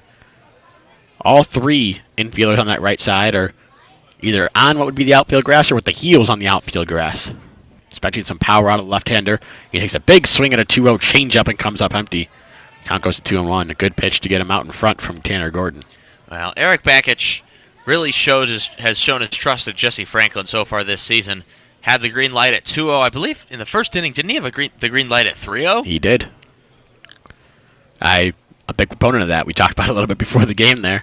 2-1 pitch to Franklin now. Breaking ball low and in, 3-1. A big proponent of the green light. 2-0 and 3-1 are obvious green lights for me. Pitcher's got to come to you with something, avoid falling in a hole. But I also, as opposed to a lot of people, like the 3-0 green light because that means the pitcher has to groove one even more if he's trying to get back into a count. Obviously, you want to be selective with your green light, but green light nonetheless. 3-1 pitch hit high in the air down the right field line. That one's going to hook foul, though. Certainly had the distance for a 2-run bomb and actually bounced off of, I think he just pulled the hat trick there, bounced it off the top of the fence and then bounced off a car and I think hit a car that was driving by. Impressive from Jesse Franklin at the very least, but the count's full on that long foul ball. Well, that driver, no doubt in for a bit of a surprise. Never seen a ball hit right off the top of that fence before. Either way, 3-2 pitch, 2 outs to Jesse Franklin. He pops one up behind the plate, foul. That'll get out of play. Which is saying something considered. We've seen some fairly crazy stuff from the paths of foul balls. Got hit light posts is a favorite. Definitely seen that here a couple times over the last few years that I've been calling games, but never seen a ball bounce directly off the top of a fence. Seen it bounce off some of the grates instead of going through, but directly on top. Never seen it. Until today. We're back 3-2 now for Jesse Franklin. Here comes the pitch again. He hits one high in the air into shallow center field. The shortstop Walker ranging over to the third base side of the bag and makes the grab in the outfield for out number 3. So Michigan gets a double, but strands that runner. No runs on the one hit, no errors. One man left aboard. Through 3 innings of play, Indiana leads Michigan by a score of 3-0. You're listening to the official student radio broadcast of Michigan baseball here on WCBN Sports. Well, story of this game so far, Michigan has had 2 base runners in the first 3 innings. Both of them were in scoring position, and both of them were stranded. Both in scoring position with 1 out at that, with some of the more confident hitters that you have at the plate with runners in scoring position. This time around, it was the top of the order in Wogu and Franklin. Last time it was Brewer and Kerr. That's kind of been the story of this series over the first two games, is that top of the Wolverine order that's supposed to be so fearsome has really not done a whole lot. The offense yesterday really started around the bottom of the lineup with Lewis, Blomgren, and Donovan. The top of the lineup just been absolutely stymied by the Indiana pitching staff. And Tommy Henry there just blew one of his warm-up pitches right by Joe Donovan. And really, Michigan, more than anything, just needs to stabilize. You don't want to let this game get away from you mentally. Or rather, let this series get away from you mentally. You obviously want to win the series, take a couple of games here at home, but certainly cannot get swept and lose the Big Ten lead going on the road next week. You win at least one, you've got yourself a game-and-a-half lead going into next weekend, something that you'd like to have a little bit of a buffer going into the final week of the series final week of the season against a good Nebraska squad. And from here on forward, you have to play with the assumption that after this series, Indiana will not lose again. Same with Iowa. You got to control what you can control. That was Indiana's motto coming into this series, was control what you can control. They had a chance to take first place. They won it this weekend. First pitch from Tommy Henry, the catcher Ryan Feynman is grounded just foul on the third base line. The count is 0-1 on the big catcher. Feynman struck out, swinging in the second inning against Henry. Henry looks like he's trying to get himself back into a groove. Feynman taking his time between pitches, trying to prevent that. Michigan today in their home white pinstripes. Tops and bottoms, white jerseys, the blue pinstripes going vertically, as pinstripes do. As the 0-1 pitch is a swing and a miss at a breaking ball there. Feynman down to a knee, and he's down 0-2. The blue block M on the chest, blue numbers on the back, maize trimming on each of those. Of course, the blue cap and the maize block M on the Michigan hats. Henry inside uniform gets ready for an 0-2 pitch here to Feynman. Fastball is hit in the air towards right field. Going back near the track, near the wall is Brewer. He's in the corner and makes the grab at the wall in the corner. It's 320 to the corner, and Feynman hit that about 319 feet. That's big. Another yard or so, and that's over the wall, and we're looking at a 4-0 lead and potentially a complete capitulation by the Wolverines, but excellent play by Brewer to range over and make that catch. That'll bring up Grant Richardson, the right fielder. Struck out on 3 pitches in his first at-bat back in the second inning. Indiana today in the red tops, white bottoms. The first pitch from Henry, lefty misses low and away, 1-0. The red tops, the script Indiana across the chest with a white number down below it, that Indiana in white as well. White numbers on the back, white trimming on the sleeves and the collars. The white pants, some high red socks from a few Indiana Hoosiers. This one is grounded to the right side, and that'll get up against the sidewall. The count is 1-1. And Indiana with the white hats, the red IU logo on them. I have nothing against Michigan's pinstripes, but is it heresy to say that maybe they should consider making the off-white throwbacks permanent? I completely agree. Those are my favorite uniforms I've ever seen Michigan wear. So that's you're preaching to the choir over here. 1-1 pitch grounded to the right side again, foul off the sidewall. Nice play over by the first base coach. Fundamentally sound, used 2 hands. But the count's going to go to 1-2 on Richardson. The off-whites, I expect to probably see those tomorrow. Or actually, on second thought, May's out tomorrow here. I might see the Mays jerseys being brought out. 1-2 pitch. Swing and a miss on the fastball. Down goes Richardson on strikes for the second time today. Henry's 7th of the day. And I'll bring up Justin Walker. As our colleague Jeremy Parks would like to say at the Michigan softball games, you got one for every day of the week. And really, it's impressive to see that Tommy Henry has recorded 11 outs in the game, 7 strikeouts. But that, of course, does come with the caveat of there has been much more than 11 batters that have stepped into the box for Indiana. Foul off to the right side and getting out of play into the Indiana bullpen on the first pitch from Walker. Count is 0-1 on him.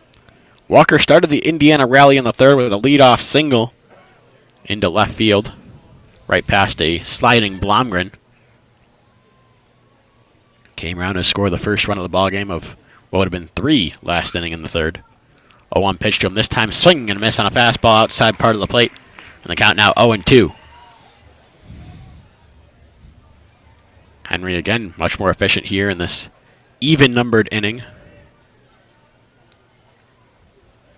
So far just 9 pitches. This will be number 10 and could possibly end the inning on this one. 0-2 pitch. Fastball misses away. Count goes to 1-2. Yeah, I don't know if he intended to have the pitch that far outside. If he did, that's a waste pitch more than anything. Try and take advantage of the 0-2 count. See if Walker's swinging to protect. Couldn't be surprised to see him bring that breaking ball maybe down and in now. Again, play a little inside-outside game. He comes set. Gets a sign from Donovan. Donovan setting up low and inside. Tries that breaking ball right there, and it skips off the glove of Donovan and misses for ball 2. Donovan looked like he was trying to grab that one and frame it back to the inside corner, but it missed by too much and skipped off the heel of his glove back to the screen. So the count now 2-2 on Justin Walker, putting together a nice at-bat here in the fourth. For the 9-hitter in this Indiana order. Henry takes a breath as he does before every pitch. Now winds up, 2-2 pitch. Swing and a miss on a good changeup for strike 3. Henry gets 2 more strikeouts that inning. He's at 8 on the day. Indiana goes down 1-2-3 in the fourth. Michigan is going to have to do some work to get back into this one. They're down 3-0 headed into the bottom of the fourth inning against the Hoosiers on the official student radio broadcast of Michigan Baseball here on WCBN Sports. Well, I found myself saying it a lot in preparation for this game, and it sounds very strange just because Michigan's only lost 1 game, but really Tommy Henry needs to act as the stopper here because now this late in the season and with the title race this tight, really 1 game is absolutely massive and really can have the effect of a one loss could really have the effect of a 2 or 3 game slide.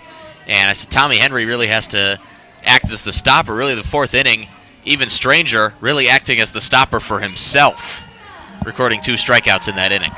He's gotten 2 strikeouts in every inning thus far. 2 in the first, 2 in the second, 2 in the third, 2 in the fourth. Problem is that third inning, amongst those strikeouts, he got 3 hits in there. And 3 runs and a walk as well. Really comes down to Matt Gorski has really been the guy that's gotten to Tommy Henry today. Been on base twice, double, and the long walk. Each time working in the count, making Henry work. That's where the pitch count's been really going up against Gorski and Lloyd, those 2-3 hitters. If not for those 2 guys, I think Henry's start looks a lot better right now. Maybe only a run, maybe no runs at all. And that pitch count certainly isn't as high as it is right now. He's sitting through these 4 innings of work at 75 pitches. Testament to this Indiana lineup making the opposing pitchers work against them. Michigan will look to do the same for this Indiana pitching staff and make Tanner Gordon do a little bit of work. He's at 45 pitches through 3 innings, and he's going to face a 3, 4, and 5 hitters. Hard of the lineup. Michigan looking to get something going here in the bottom of the fourth inning. Jordan Brewer steps up to the plate. First pitch to him. Fastball just misses low for a ball 1. Brewer struck out swinging in the first inning. That was the second strikeout victim of what has been 3 so far for Tanner Gordon. Off-speed pitch, just getting a piece of it and fouling it back to the screen was Brewer. Count now 1-1. Here's another case of Brewer putting a big swing on a ball and just barely getting a piece of it. Hasn't barreled up many balls lately. The wind-up 1-1 pitch. It's the breaking ball, misses low, and the count goes to 2-1. Well, with Brewer swinging so hard, honestly, it looks a little bit like he's trying to do a bit too much so far these last couple games. I think more than anything, best thing for him is to take a breath and remember that he's hitting .364 on the season. He's not all power. 2-1 pitch, catches the outside part of the plate with a fastball. It's 2-1. And yesterday, Michigan took a lot of those fastballs over the plate. Seems to be doing so again here. At least is Brewer, and now 2-2 pitch to him. Line drive into the right center field gap. That'll be a base hit. Cutting it off over there is the center fielder, Gorski. Brewer's trying for second. He's digging the throw in there. Is late, and he stays on the bag with the slide. Good hustle from Jordan Brewer there, where leadoff double in the fourth. Michigan dugout fired up. Ray Fisher Stadium making a little bit of noise. And the off-day pitcher standing there on the top of the dugout taking a short bow there for Jordan Brewer. After seeing the path of the ball, first, I thought that was absolutely going to get past the center and right fielder and roll over to the wall for a double. but then gets collected. Excellent play there in center field there by Matt Gorski, but and at first I thought Brewer wasn't going to make it, but the throw a little bit off target, able to make it in time. I'd bring up Jimmy Kerr, runner in scoring position for him the second time today. He put together a long at-bat and flew out to deep left center field back in the first.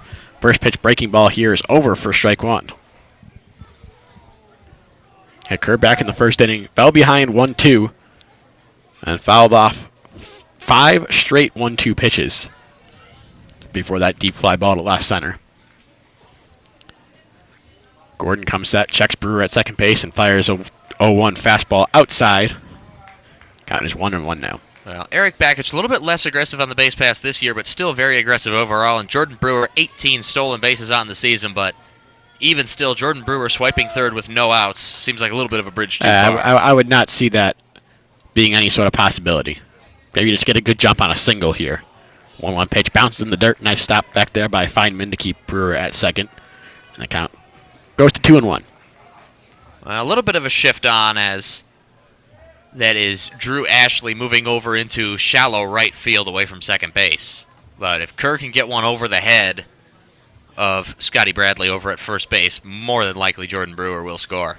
That's exactly where he hit his single, 2 RBI single yesterday, was right in that spot, right over the head of the first baseman Bradley. He takes another pitch in the dirt, and it's 3-1 now. Good hitter's count from Kerr. The exact opposite of his last at-bat where he was down 1-2 and had to stay alive. Now he kind of controls the at-bat and can maybe sit on a pitch and try to drive it a long ways.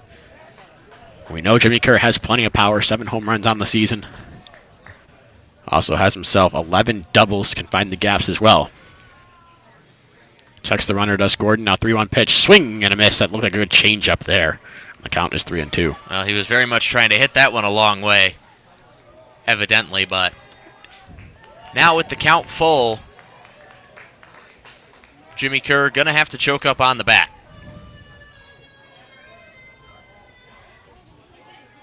Coming set now is Gordon. Big 3-2 pitch here in the bottom of the fourth. Brewer dancing at second base. It's on its way. Popped up into shallow center field. Going out is the shortstop Walker. Coming in is the center fielder Gorski. Gorski makes the grab in left center for out number 1.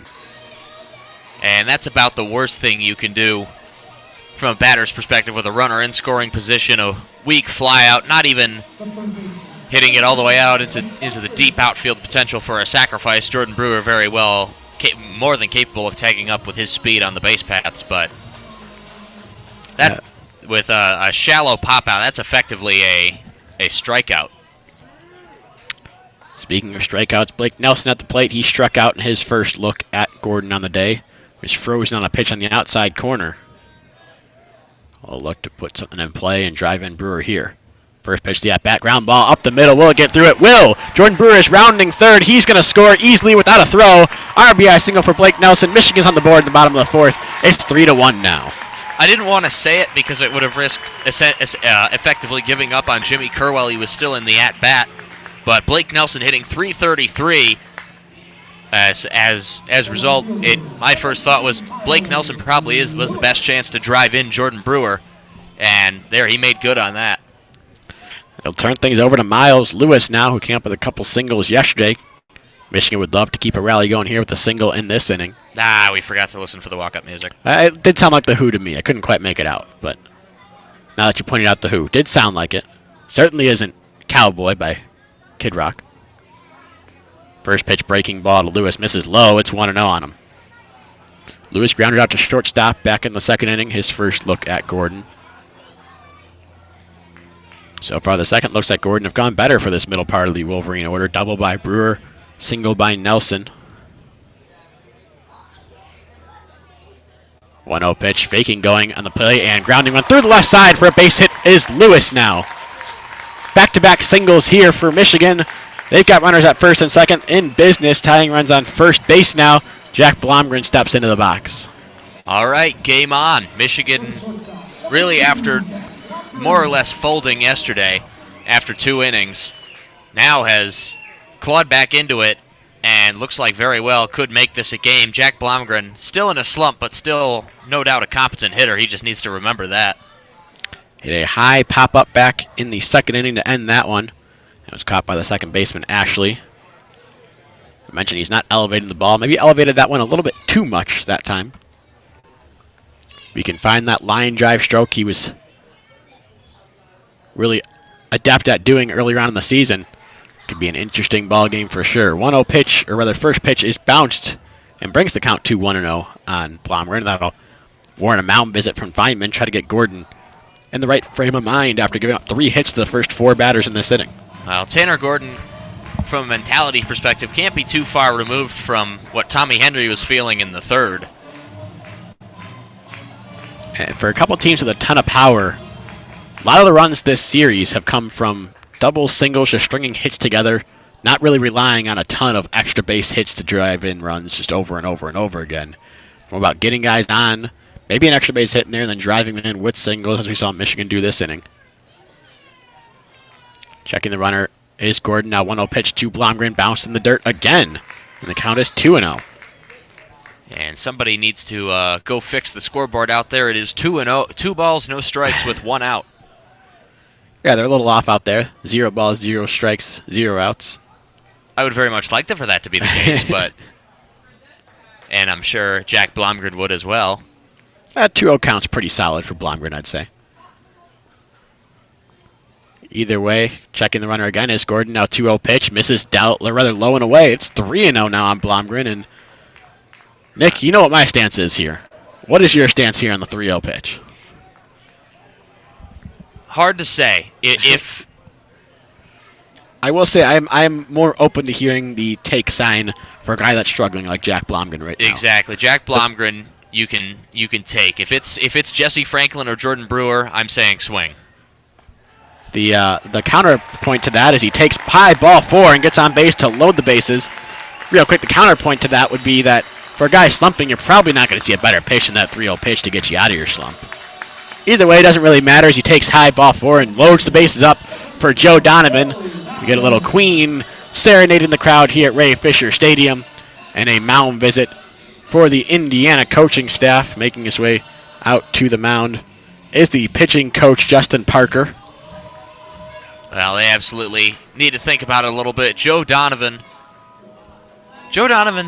batting stats don't jump off the page, hitting .279 with 6 home runs, 26 RBI, 361 on base, 481 slugging, and also has the lowest number of walks on the team with 13, which a little bit unique considering he's a catcher, but it remains Joe Donovan, more than anything, has earned the mantle of clutch hitter following what he did against Rutgers in extra innings. I will say the flip side of not walking a ton, he's also has the lowest strikeouts when being in the starting lineup as well, so not exactly a huge knock on him, puts the ball in play a lot.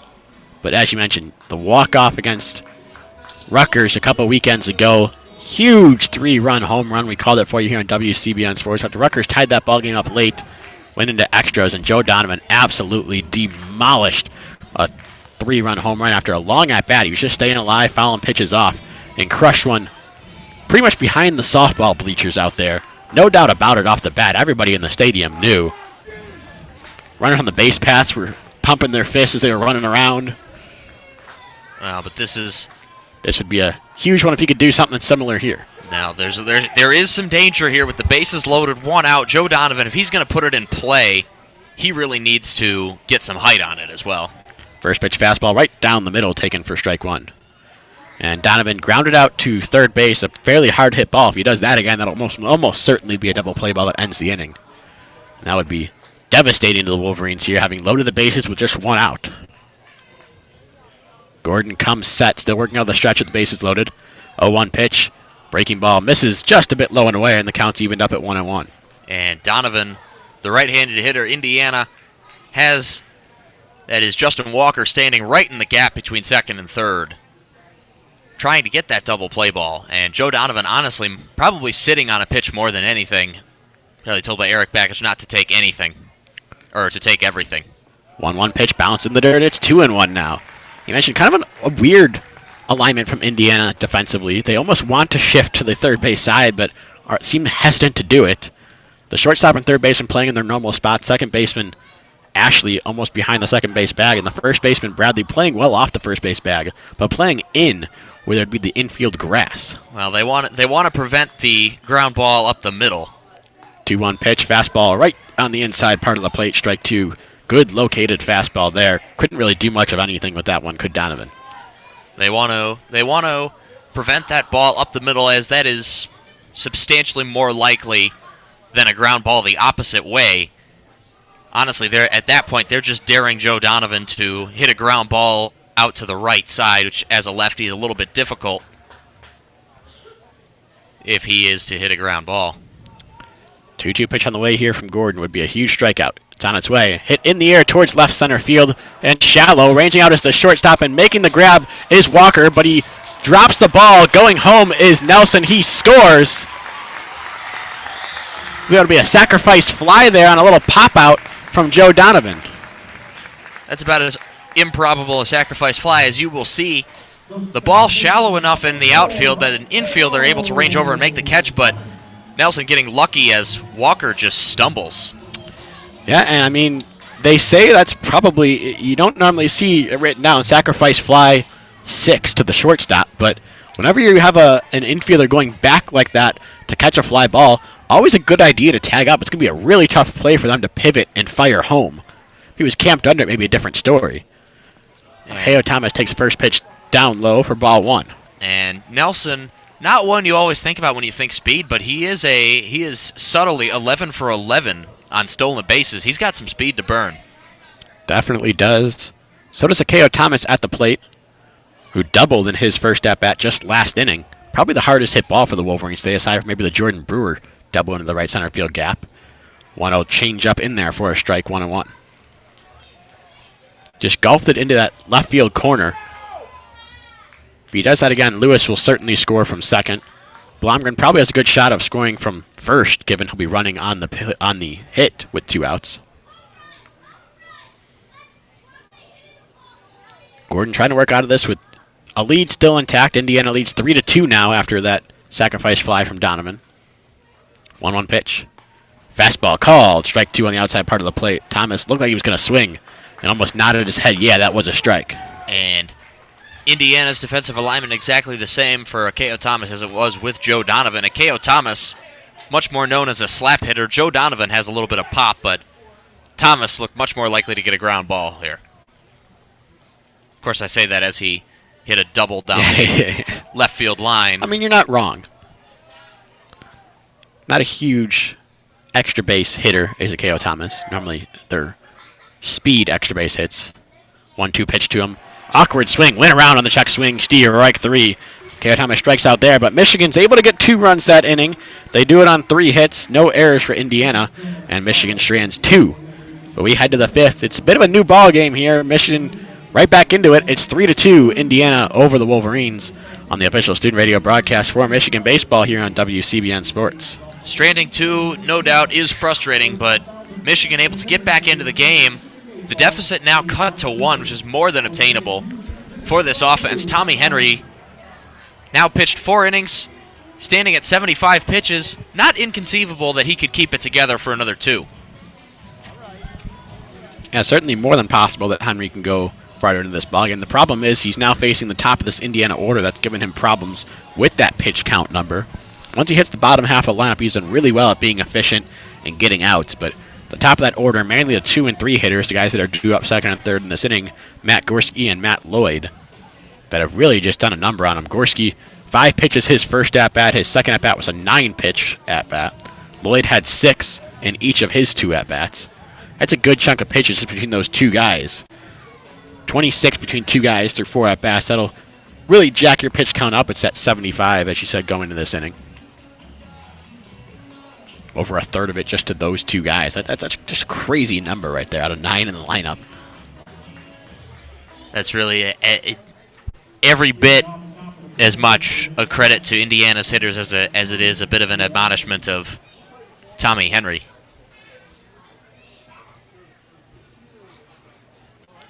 It will be the second baseman Drew Ashley to lead things off here, the leadoff hitter for the Hoosiers today. Ashley 0 for 2, flew out to center field and popped out to first base in this one thus far. First pitch from Henry, swinging and a miss at a breaking ball. And the count is 0-1. Ashley got on base one time yesterday, or rather 2 times. One of them was an error in yesterday's ball game from that leadoff spot. So far, she's yet to do so today.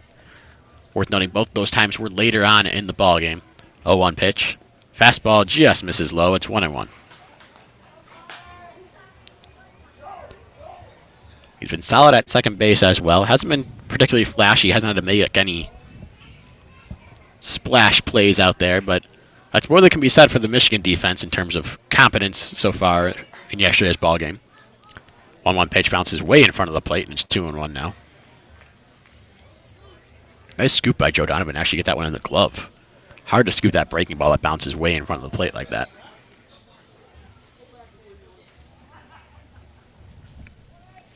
Henry comes set.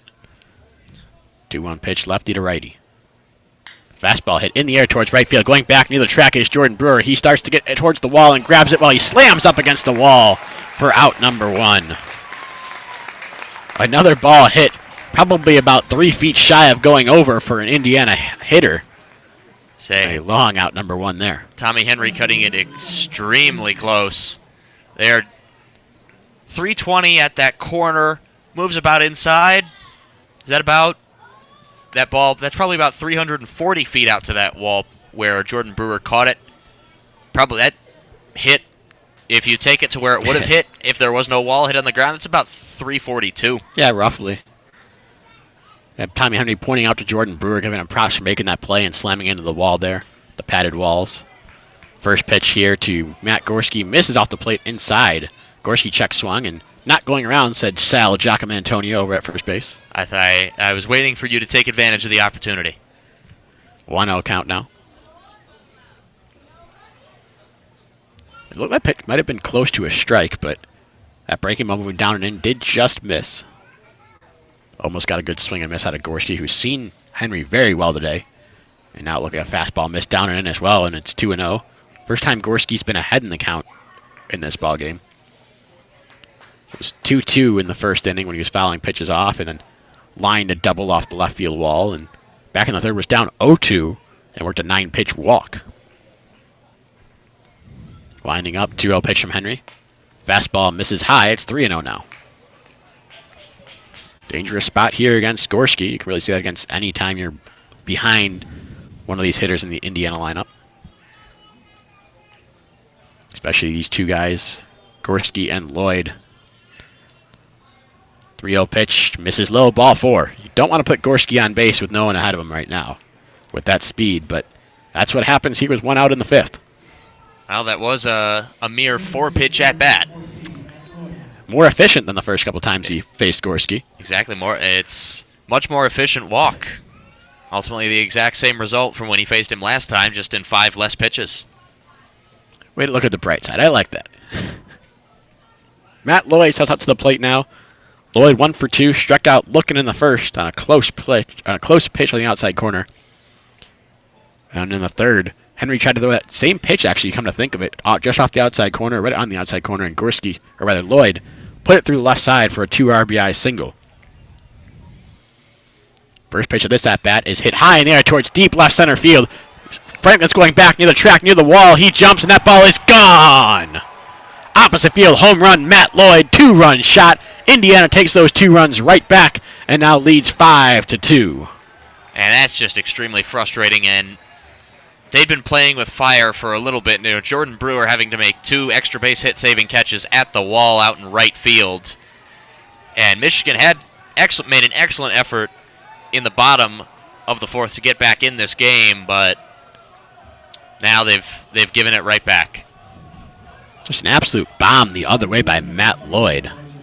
Not sure that reached the softball field or not, but it had to come close. Just did an amazing job of going the other way with that pitch. It probably settled right around the light post. 15th home run of the year for Lloyd. RBIs number 50 and 51. Taking a commanding lead over there in the Big Ten. First pitch fastball misses high for a ball 1-0 to Elijah Dunham. There's a bright side for Tommy Henry. He's got Elijah Dunham now, who has not seen Henry well at all. Gone down looking on strikes twice already in the ballgame. Henry takes a breath. Lefty, 1-0 pitch. Swinging and miss at a breaking ball. It's 1-1 now. Dunham, who was superhuman in the first half of yesterday's ball game, has looked the exact opposite here today. Not picking up Tommy Henry's breaking ball, specifically pulling off of it just as he did with that last pitch. Winding up 1-1 pitch. Goes for the breaking ball or off speed again and misses inside this time. The count is 2-1. And with that home run from Matt Lloyd, first time all season, Tommy Henry's ERA is now over 3.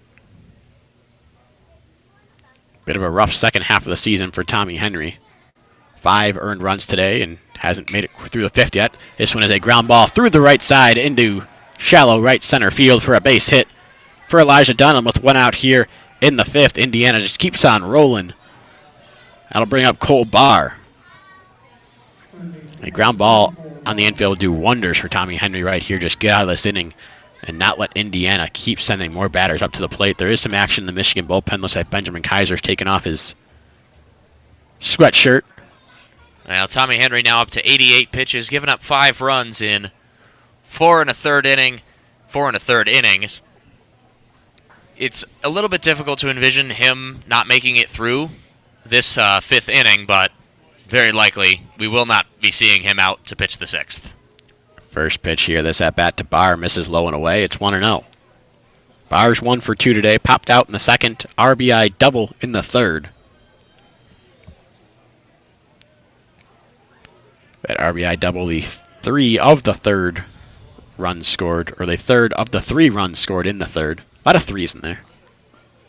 1-0 pitch, hit high in the air towards deep left center field again. Going back is Lewis and Franklin at the track, at the wall, and that ball is gone! So Cole Barr sees the home run from Matt Lloyd and says, I'll match it with my 15th of the year as well. Indiana now out to a commanding 7-2 lead. That ball took a bounce shy of the fence at Alumni Field. I don't think it got over into the outfield, but I think it settled over at the stairs by the bleachers out in right field. Another shot. This one more of a pulled shot. I'd venture to say not quite as impressive as Matt Lloyd going the other way, but counts just the same, a 2-run home run. 4 runs scored by Indiana here in the 5th, and they've done a number against Michigan pitching. They're now just 2 shy of the all-time Indiana school record in home runs hit in a season and extending their NCAA lead. We're a little surprised in yesterday's ball game. They put up 10 runs without hitting a home run. They have hit 2 today, 2 this inning, taking advantage of a wind that's picked up a little bit, perhaps moving out towards center field, but certainly I don't think either of those shots needed the wind to get out. Yeah, I first thought the first home run was going to be a long fly ball from Matt Lloyd, but Cole Barr, there was absolutely no question with that one coming out of the bat. And Chris Fetter coming out to talk to Tommy Henry, and it looks like something Michigan had staved it off last inning, but now it just looks like they've completely lost control of the game. Henry's left a couple pitches up early in the counts to Lloyd and Barr and paid for it. They say you walk hitters, it comes back to bite you. That's what happened with the 4-pitch walk to Gorski. He gave up the single to Dunham after he started off the count 1-1. Had Dunham looking pretty foolish all day long before they single through the right side that left him over the plate there, and really just can't control leading pitches over the plate. Right now it's been Tommy Henry's downfall. First pitch to Scotty Bradley, swinging and a miss. Lefty there, comes up empty, counts 0-1. The Hoosier crowd making plenty of noise after those 2 home runs. The rest of the crowd got very, very quiet here at Ray Fisher. After Michigan seemed to be taking the momentum back in the bottom of the 4th, Indiana has answered authoritatively. This fastball is fouled off to the left side. That'll get up out of play near the parking for Yost Ice Arena. The count is 0-2.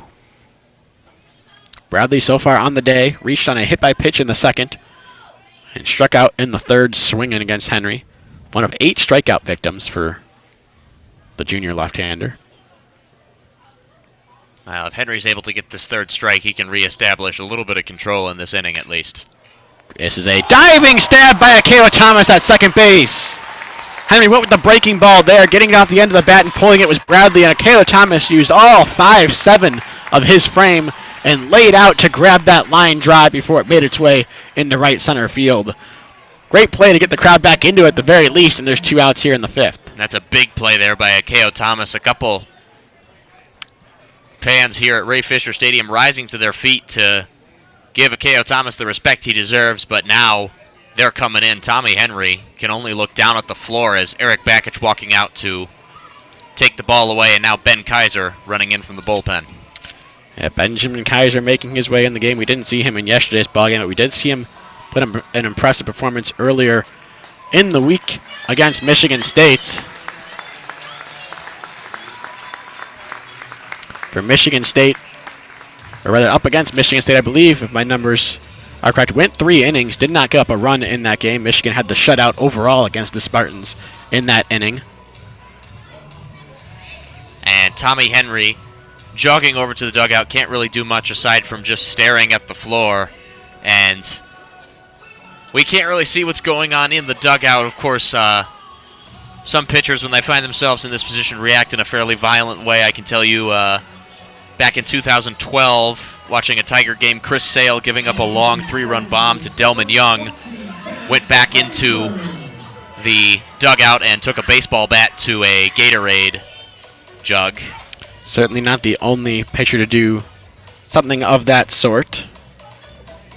Henry's final line today only went 4 2/3 innings, did the left-hander. 7 hits, 7 runs, all of them earned. 2 walks, 8 strikeouts.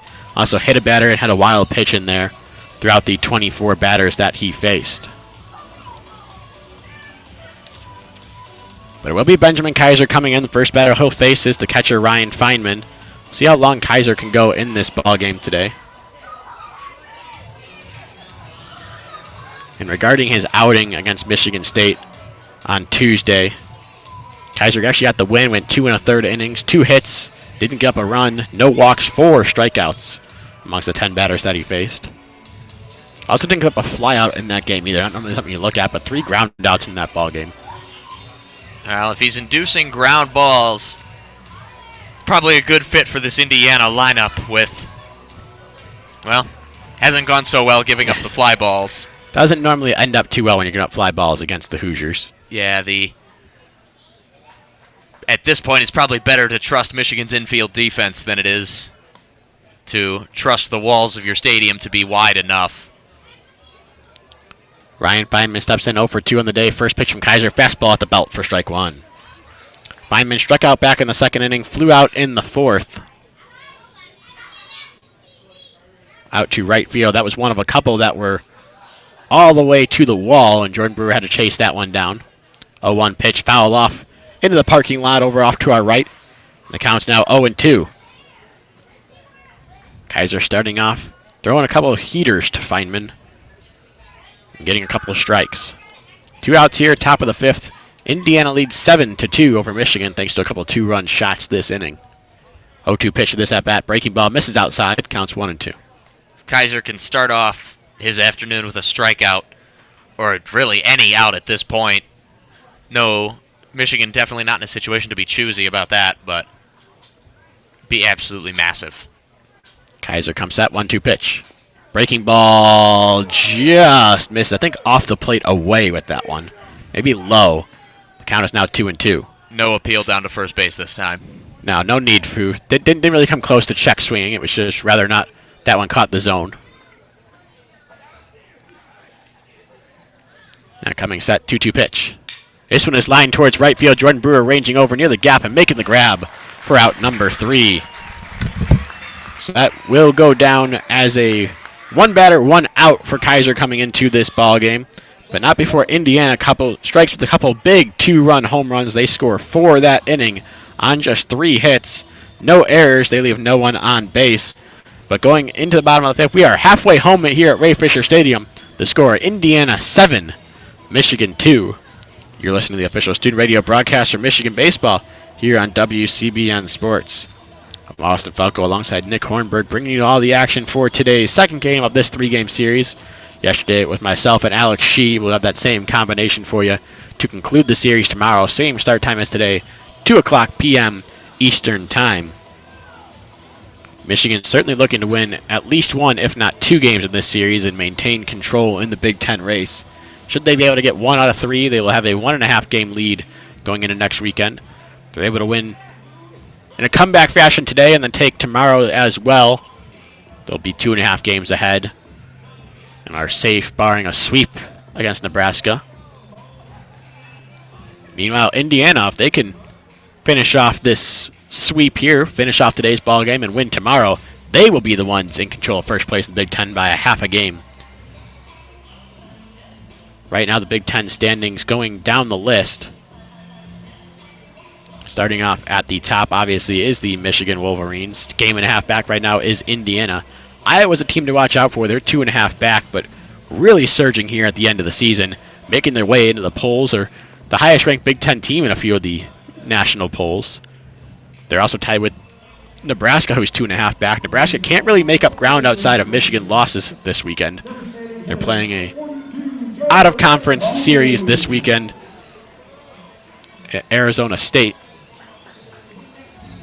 After them, Illinois 3.5 back, Minnesota 3.5 back. You figure they're probably out of the Big Ten race, but should be safely into the Big Ten tournament. The top 8 teams make the tournament. As Jordan Wogu leads off the bottom of the 5th here with a single into left field for a base hit. Good authoritative start to the bottom of the 5th for Michigan, trying to answer the 4 that Indiana put up in the top half of this inning. And Jordan Wogu finally getting on base, finally doing himself some service with the scariest leadoff hitter in college baseball moniker. A little bit of stretching going on in the Indiana bullpen now as Gordon's been knocked around a little bit here in the last couple of innings. Well, Tanner Gordon now thrown 73 pitches through 4 innings. That actually isn't bad. First pitch to Jesse Franklin misses way away for ball 1. Franklin 1 for 2 today. Had a double into the left field corner back in the first and popped out in the third. And Franklin hasn't had a runner on base in either of his previous... Actually, I stand corrected. Akeo Thomas was on base for his second, but... 1-0 pitch, ground ball to the right side. Fielding over there is the second baseman. Actually, he won't have time to throw to second, so he'll just toss over to first to retire Franklin. Wogu advances into scoring position on the play, but for Indiana, 1 runner in scoring position really isn't that big of a deal as long as you get the out and keep things moving along. Yes, now Jesse Franklin has moved Jordan Wogu over to second. Jordan Brewer came up with a double last time he stepped up to the plate last inning. He does that again. There is no doubt that Jordan Wogu will be able to score. Brewer on the day struck out in the first inning, and as she said, doubled into the right center field gap in the 4th. Really a hustle double, too. Didn't get past the fielders. He just outran Gorski's throw to the bag. First pitch this time around, he takes a hack and bounces it back to the pitcher, Gordon. Gordon looks at Wogu. Wogu's going to advance to third as Gordon just jogs over and takes the easy out at first base. Another case where a closer game, you might try to get Wogu there, but giving up that 5-run lead, just take the out. I'll go 1-3, a nice easy out there, and there's suddenly 2 gone, and a matter of just 3 pitches. Did that pitch bounce in the dirt before it made it out to the mound? I believe so, yes. Yes. Say, because that took a lot of speed off the ball. I didn't really see it. I just saw it softly settle into Tanner Gordon's glove. I first thought that was a weak line out straight to the pitcher, but evidently not. Jimmy Kerr steps up to the plate. First pitch of this at-bat, breaking ball down and in, ball 1. Kerr is credited with 2 flyouts to center field on the day, but very different for each of those. First one, a deep fly ball to left center field that had to be ranged down by the center fielder, Gorski. The second one, basically a pop-out in the shallow center that Gorski was able to run in and get. 1-0 pitch, swing and fouled off of the plate by Kerr. Bounced off of Feynman. Gordon was ready to run home and cover in case that ball was not tipped and got away. But Kerr did get a piece of it, and it's 1-1. Kerr, over the course of this game, has fouled off a lot of pitches so far. Kerr waggling that bat over the plate around his knees. Now preps for a 1-1 pitch from Gordon. Here it comes. Fastball called, strike on the outside corner. Count now 1-2. And here comes that 1-2 count again for Jimmy Kerr. Facing it in his first time up in the first inning. Ultimately kept the at-bat alive for an additional 6 pitches. Now going to the shortstop, or the second base side of second base is the shortstop Walker. And 1-2 pitch. This one is lined right past the Michigan dugout. So staying alive again is Kerr here on 1-2. You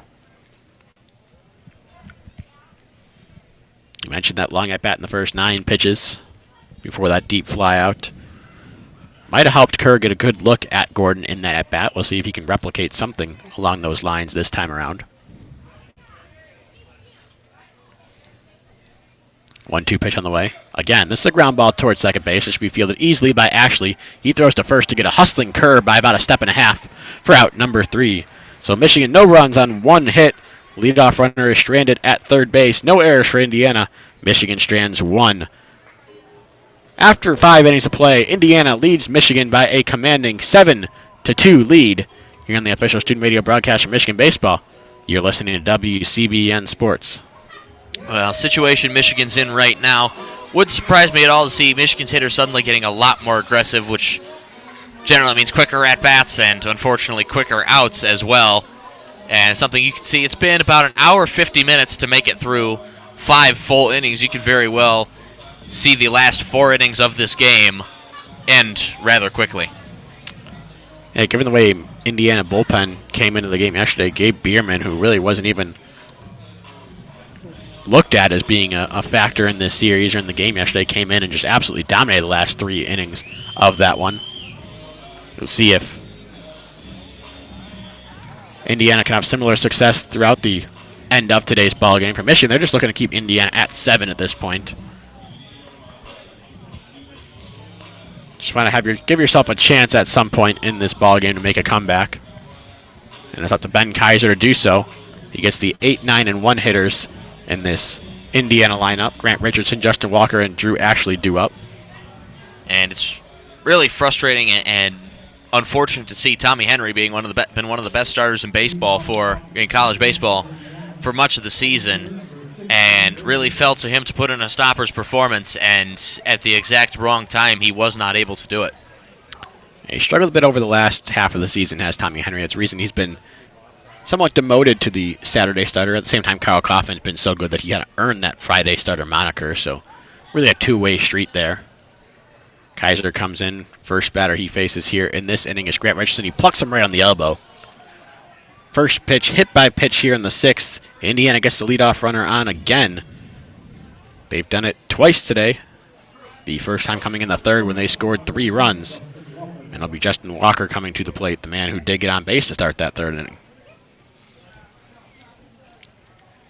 Walker's 1 for 2 in the day with that single in the 3rd. Also struck out in the 4th. Getting a shot here in the 6th to start perhaps another Indiana rally. Can you really call it a rally when you're up 5? It's still a rally.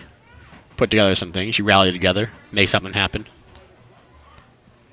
Lefty to righty now. Kaiser comes set. Squaring around a bunt is Walker and pulling back. Gets the high fastball, misses, and it's 1-0. Walker's a switch hitter, batted exclusively from the right side of the plate against the 2 lefties today, Henry and Kaiser. So there's now a little bit of action in the Michigan bullpen. Looks like Isaiah Page to me from up here, but not entirely sure. Kaiser comes set now. Richardson at first base. Not a huge threat to steal. This one's hit high in the air towards center field. Ranging back is the shortstop and second baseman. It's Thomas, the second baseman, to make the grab in shallow center for out number 1. Another nervy play by the infielders in the shallow outfield. Really, I don't know if it's the sun or lack thereof. I don't know if the clouds are making the ball blend in a little bit, but clearly on these plays, these infielders are not sighting the ball all that well. It hasn't hurt them yet, but something to look at. And yes, that is Isaiah Page who is warming up. Back to the top of the Indiana order. Drew Ashley coming to the plate. Leadoff hitter hasn't reached base today. Flew out to center in the 1st inning lazily. Pop out and one of those plays that you just talked about in the 3rd is a swing and a miss here at the first pitch. Comes up empty, 0-1. In the 5th, hit that deep fly ball that Jordan Brewer had to go all the way back to the wall and bang up against the wall to make the grab before the couple longer balls were hit later in the inning, the 2 home runs. 0-1 pitch bounces in the dirt. It's now 1-1 on Ashley. Ashley overall on the season, getting on base at a .395 clip. Pretty good for a leadoff hitter. As the ball gets out of the Indiana bullpen down there, there is an arm warming up. Can't see the number from all the way over here, but you have to imagine that Tanner Gordon's day might be done just on sheer pitch count terms. He's at 81, but starting to get banged around a little bit the last 2 innings. A couple of hard hit balls. Did settle down in the 5th, though. 1-1 pitch hit high in the air towards the right side. That'll get into that Indiana bullpen. And the count will go to 1-2. After Ashley, it's the middle of the order that's done a ton of damage today. Gorski and Lloyd. So Kaiser would like to get out of this as quickly and painlessly as possible. And quickly and painlessly as possible means a double play ball. Exactly. But Indiana really hasn't shown a willingness to hit ground balls. There's the chopper up the middle right now. Blomgren fields, goes to second himself, throws on the run to first base, and got him in time. Right on cue. There's your double play ball. 6-3. Michigan gets out of the inning. No runs, no hits, no errors, no one left on base for the Hoosiers. Go to the bottom of the 6th. Michigan needs to start their rallying. They're down 7-2 to Indiana. Here on the official student radio broadcast from Michigan Baseball, you're listening to WCBN Sports. And that's some great work there by Benjamin Kaiser, really coming in a fairly low leverage situation and about as frustrating a situation as you can get with Tommy Henry having just given up 7 runs and being chased from the game. Kaiser's done an excellent job settling the defensive sides of the innings down and getting through these innings. For Michigan here in the bottom of the 6th, they'll send the 5, 6, and 7 hitters, Nelson, Lewis, and Blomgren, to the mound here, or rather to the plate in the bottom of the 6th, trying to get something going. Each of those 3 reached base in the 4th inning rally. A couple singles and a walk in there. But they will do it against a new Indiana pitcher, as Tanner Gordon's day is done for the day, or is over, rather. I'll bring in number 25, Connor Manis. Manis on the season thus far. 23 appearances. He's 1-0 with a 2.21 ERA. He's got a save in there as well. 36 and 2/3 innings pitched. Struck out 31 batters. Walked just 12. And batters hit a measly 150 against the right-hander. Of course, Indiana's dugout will absolutely will have wished that Tanner Gordon could have gone a little bit farther in the inning. Only went 5 innings. And, of course, Gordon himself is probably disappointed he's not able to continue further. But, honestly, at this point, with Indiana's offense playing like world beaters, 2 runs over 5 innings, really the worst you can say is that Tanner Gordon did his job and not much more than that. And now he is absolutely in line for the win. Tanner Gordon's final stat line on the day.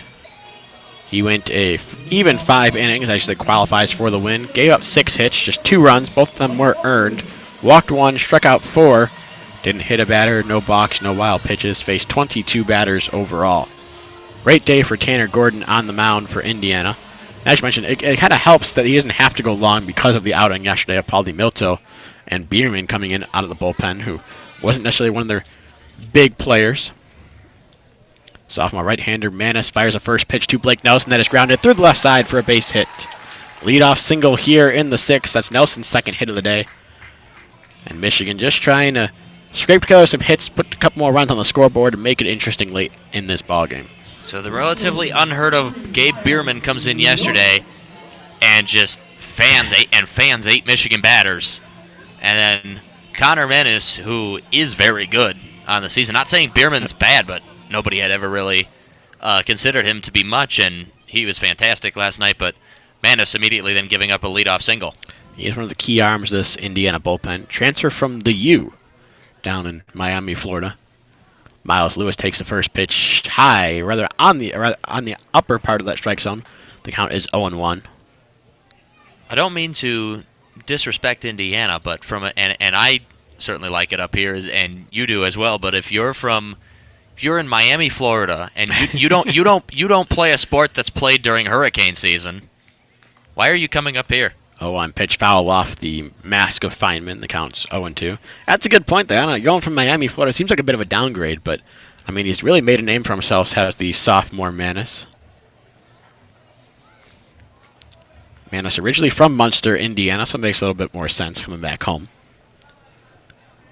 From Munster, goes down to the U. Doesn't quite like his fit down there on the team. Comes back up here and is a critical part of an Indiana team that could be on the verge of taking first place in the Big Ten by the time this weekend's over.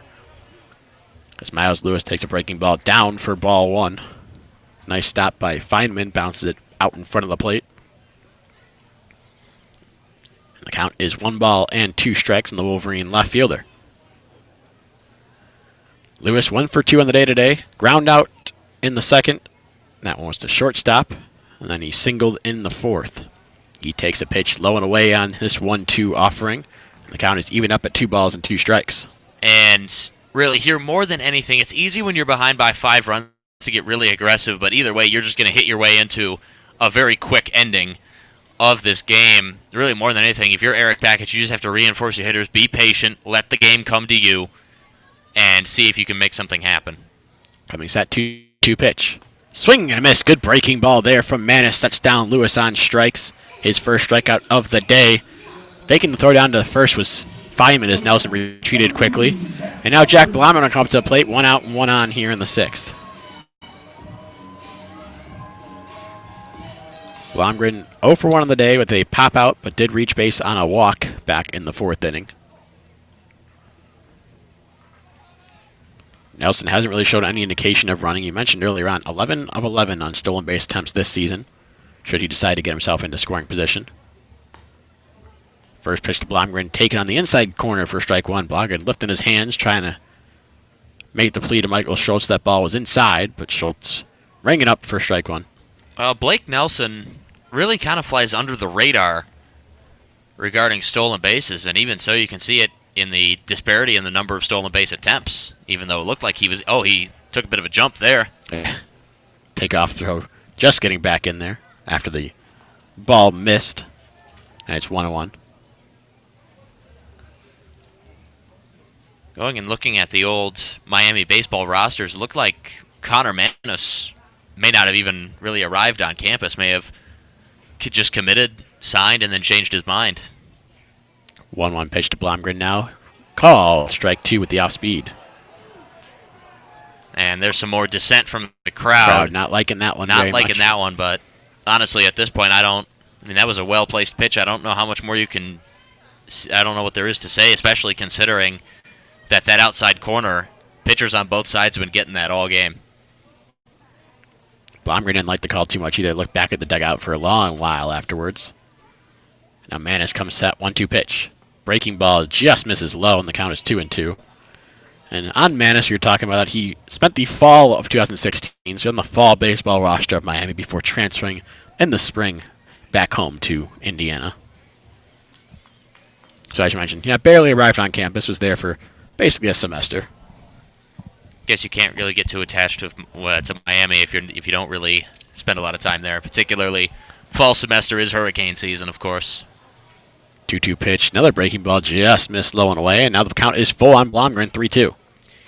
And really, at this point, you just have to take away small positives, and this here is a reminder that Jack Blomgren never would have found himself in a 3-2 count last year. Occasionally, but yeah, certainly not too often. Nelson not going on the pitch. Blomgren lines a base hit into right field. Fielding there is Richardson. He fires a throw in towards second base to keep Nelson right there. And 2 runners on, 1 out in the inning for Michigan. Joe Donovan makes his way to the plate again with a couple runners on. Donovan was the man that came to the plate in the 4th with the bases loaded. Hit a sacrifice fly to shortstop, something you don't hear too often. There's a looping fly ball that the shortstop Walker was sprinting out towards left center field to grab. He made it and fell down as he was running away from the infield. And it's a tough play to be able to run away from the infield and fire a strong throw back towards home to get a runner when you're that far out into the outfield. Really, the only times you see a shortstop potentially getting involved in an RBI sacrifice is if it's a safety squeeze and the batter places it out towards to the left half of second base away from the third baseman. See if Joe Donovan can do maybe a little bit more than just a sacrifice fly this time. Actually, statistically can't have an official sacrifice fly with the runner on second and first right now. Breaking ball is off the plate away, a little bit down. Count is 1-0. Manis giving up a couple hits here in this 6th inning. Single to Nelson, single to Blomgren, but Lewis struck out in the middle there. So he can easily get out of this inning with the ground ball should he be able to induce one. Comes set, checks the runner, Nelson at second. Going on the play are both runners now. The ball bounced in the dirt. Both runners going to advance into scoring position now. That's a bold call by Eric Bakich right there. And really, honestly, even had Feynman dropped it, I think they still probably make it in. I think he gets Blomgren at second on the play. I don't think Blomgren fully got the sign and was very delayed in going once he saw Nelson going. And I think Feynman was going to come up and fire to second, but couldn't field that ball in the dirt. Well, if Blomgren did hesitate, maybe even seeing that, if he's able to look back and see that ball doesn't get away, he probably holds up at first. I thought Nelson took an excellent jump and beat it out. Oh, definitely. 2-0 breaking ball. Stierreich won. And once again, that's a extremely risky call by Eric Bakich, the notoriously aggressive coach. Even still, not often you see that, but in this case, you're down 5. Those are the decisions you have to make. So now, I guess Donovan can get a sacrifice fly statistically here. The runner on third. Manis comes set. 2-1 pitch to Donovan. Line drive down the left field line. Will it stay fair? It will. It's down. 1 run comes in to score. Rounding third and coming home is Blomgren. He's in there. Donovan's into second, standing with a 2 RBI double. Michigan clawing the way back in yet again. It's just a 3-run ball game, 7-4. Joe Donovan, once again reinforcing his clutch hitter reputation. 2 RBI double. Honestly, even if Blomgren's still over at first base, he very well could score. As Blomgren almost catching up to Nelson there from third, though Nelson only ranging over from third base. Didn't really have to hit didn't really have to hit full break. But now you could say game's back on. You had now down 3 runs. You're going to force the save situation now with potentially more to come. There is more action down in the Indiana bullpen. Can't see who it is. They got a lefty warming up out there. See if we can try to identify him here just on sheer luck, maybe. First pitch to K.O. Thomas misses for ball 1. He's not turning around. We can't see his number. Getting it's the very first stage of a warm-up, kind of just that throwing off the mound kind of look. That's a double-digit number. First digit is 1. So either Scott Braden or Tommy Summer, it looks like, out of the 2 lefties. K.O. Thomas, 1-0 pitch to him, bounce to the left side. That'll be foul. I think that's Scott Braden. All right, I'll take your word for it. Or Braden Scott. Sorry.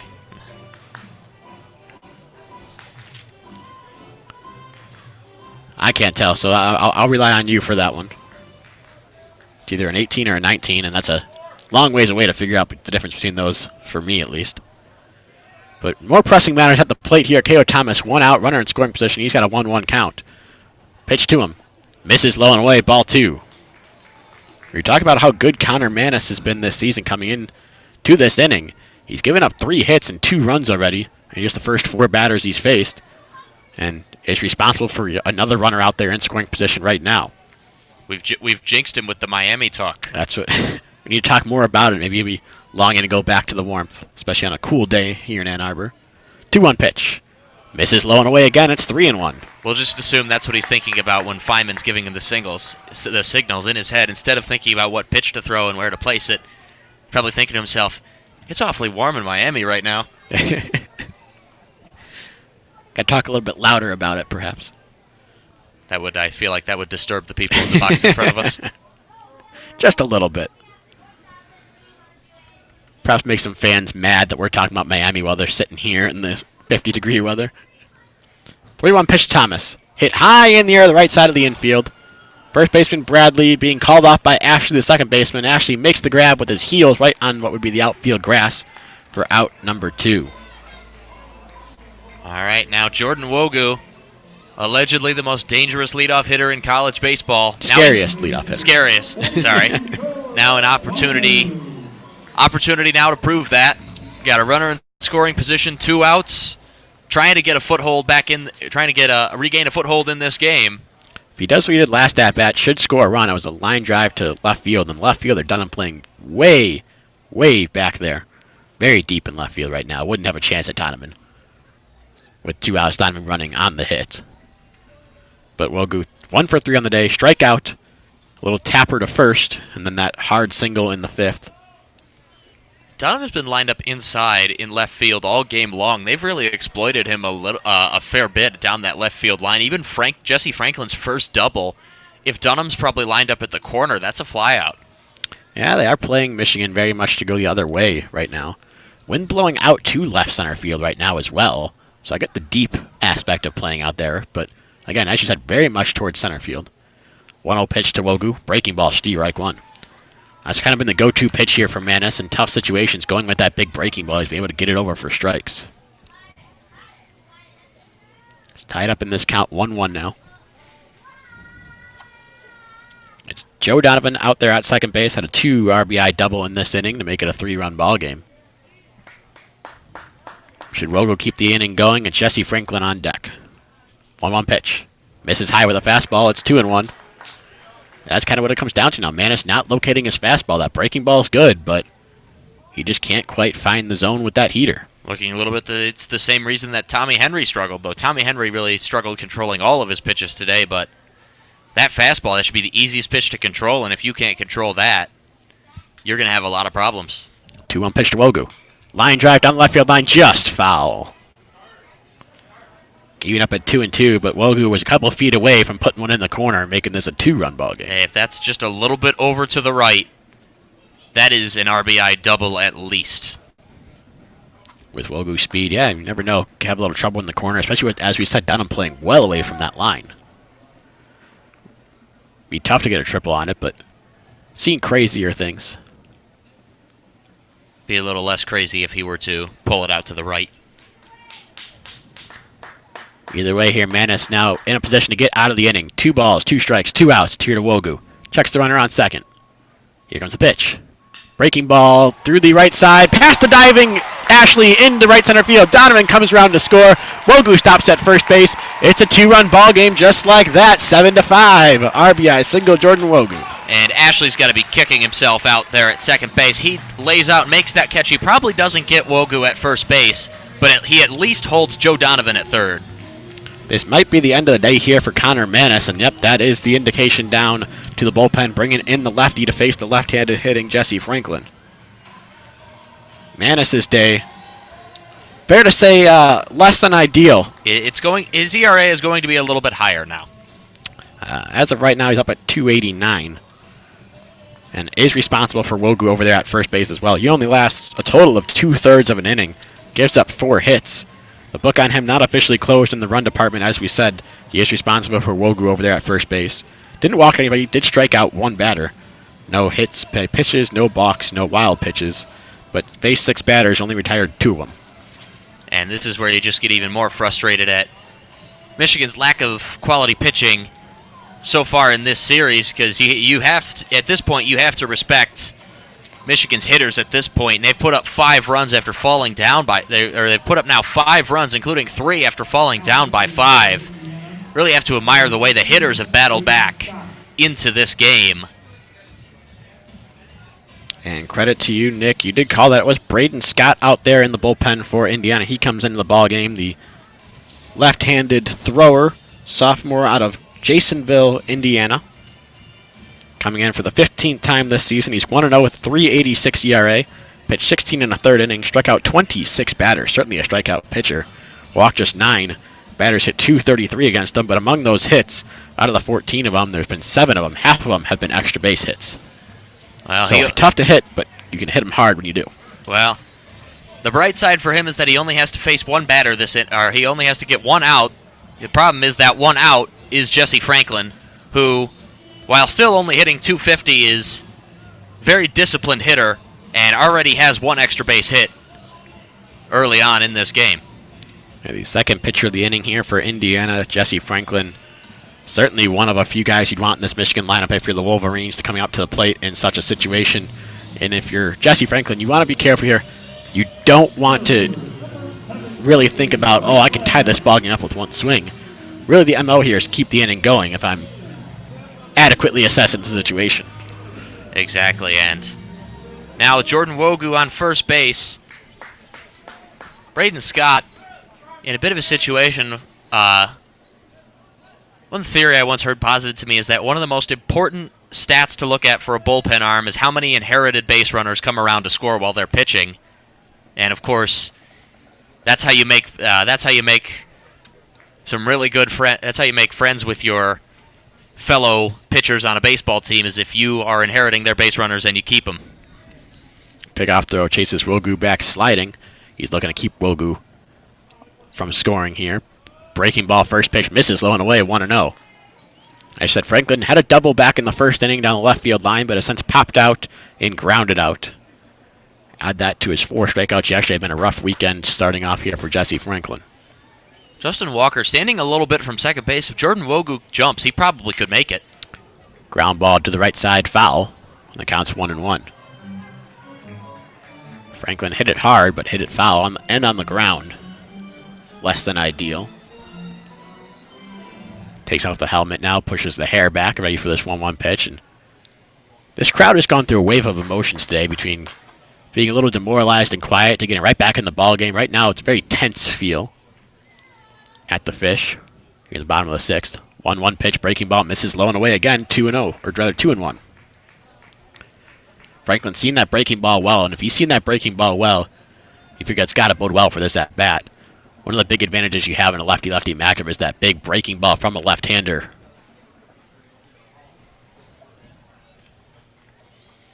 Coming set at the waist is Walker, or rather Scott, and the 2-1 pitch misses away. Ball 3 with the fastball. 3-1 pitch. See if Jesse Franklin picks out something that he likes. He doubled on a 3-1 pitch back in the first.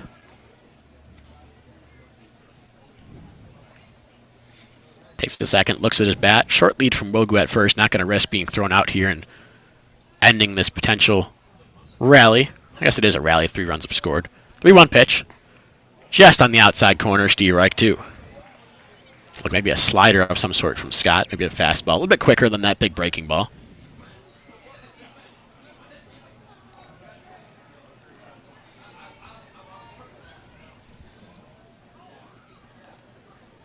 Scott taking his time now between these pitches.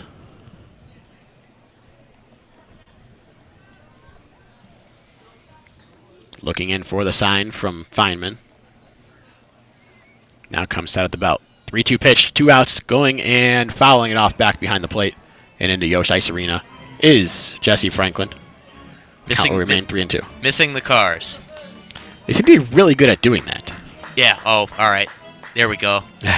That car just stopped right in front of the ball. Right on top of the ball, it looked like. Either way, more pressing matters over here, Nick. What are you doing backing away, man? That's a baseball. Another 3-2 pitch. Runners going. Hit in the air to the left side. That one is going to be camped under by Dunham. I think he's on the run. Now he comes over near the line and makes the grab on the run. Much tougher than it originally looked, I think. But Dunham chases it down for out number 3. But Michigan does score a crucial 3 more runs that inning. They do it amongst 4 hits. No errors. 1 left on base for the Wolverines in that inning. We're going to head to the 7th inning. Michigan's made this one interesting. It's 7-5 Hoosiers on the official student radio network for Michigan Baseball. You're listening to WCBN Sports.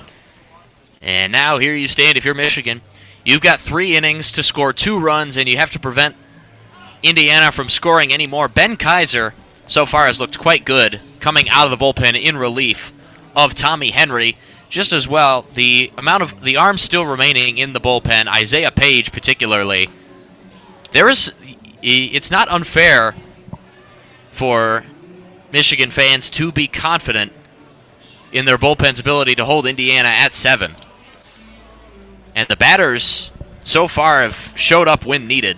And you got to figure this is the pivotal inning if you're going to try to keep Indiana down here in the 7th. You're facing the 2, 3, and 4 hitters in this lineup, Gorski, Lloyd, and Dunham, who have done the damage in this one, along with Cole Bauer in that 5 spot. You can get through this gauntlet here without giving up any more runs.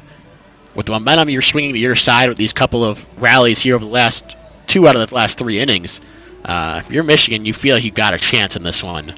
Absolutely, especially considering, and now you feel the matchup is pretty good. Gorski is right-handed, but there isn't really much you can do about that. He slashes well against pitchers of all dominant hands, but after him, Matt Lloyd and Elijah Dunham, both left-handed hitters, and you have the big lefty Benjamin Kaiser out there on the mound. If you can get through that, that is absolutely momentous. In the eighth, you can bring out the Michigan bullpen's top righty in Isaiah Page. First pitch by Kaiser, breaking ball, misses low to Gorski, and it's 1-0. Gorski's been on base all 3 times he's come to the plate today. Double in the first, has walked the last 2 times, and the third and fifth come around to score on both of those. Kaiser comes set, works exclusively out of the stretch, breaking ball and 1-0 in there for a strike, 1-1. Kaiser works exclusively from the stretch and from the right side of the rubber over near first base. Just about as far as you can get to first base on that rubber. Comes set, 1-1 pitch. Look at another breaking ball, caught the outside corner for strike 2. Kaiser's faced 4 batters. He's faced the minimum so far, oddly. 4 outs he's gotten. Did hit a batter, but got out of it with the double play. 1-2 pitch to Gorski. Breaking ball bounces way in front of the plate. And now it's 2-2, and that's really something that Michigan pitchers have struggled with today, Henry and Kaiser.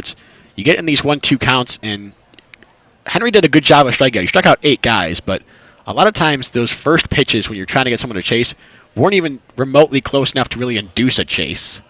Like that pitch right there, well in front of the plate. We've seen Donovan blocking a lot of balls out there in this ball game today. Well, you see there, both Henry and Kaiser have very effective breaking balls, but breaking balls are best only when they're used with a certain degree of self-control, and there, Kaiser, the 1-2 count, just getting a little bit too cute. 2-2 fastball misses well high and away, and it's 3-2 now. Gorski's not going to chase here against you. If you're going to get him out, you got to get him out with your stuff. Coming set for the payoff pitch. Here it comes. Fastball misses well high and away again. Gorski's walked for the 3rd straight time, and you do not want to put him on base in front of Matt Lloyd. They've done it for the 3rd time in this ballgame, have the Michigan pitching staff. Well, last time I said walking Gorski may not be the worst thing in the world, given his propensity to hit the ball a very long way. But then Matt Lloyd, suffice to say, made me look kind of silly.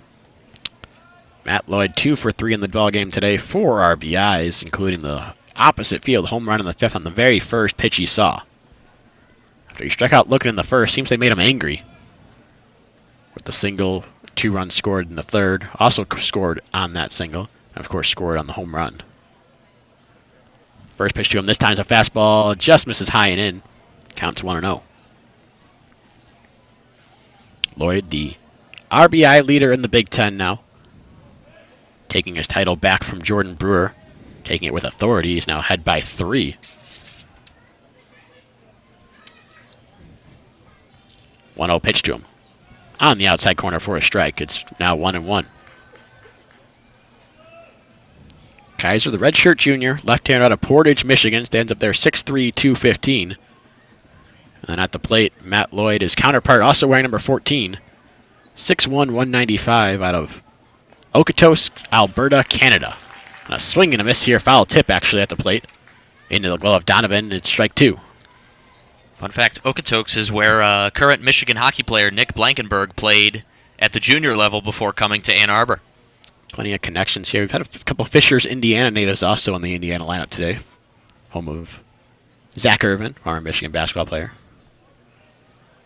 Kaiser comes set, stares at Gorski at first base, not going. 1-2 pitch. Time was called at the plate. Would have been strike 3.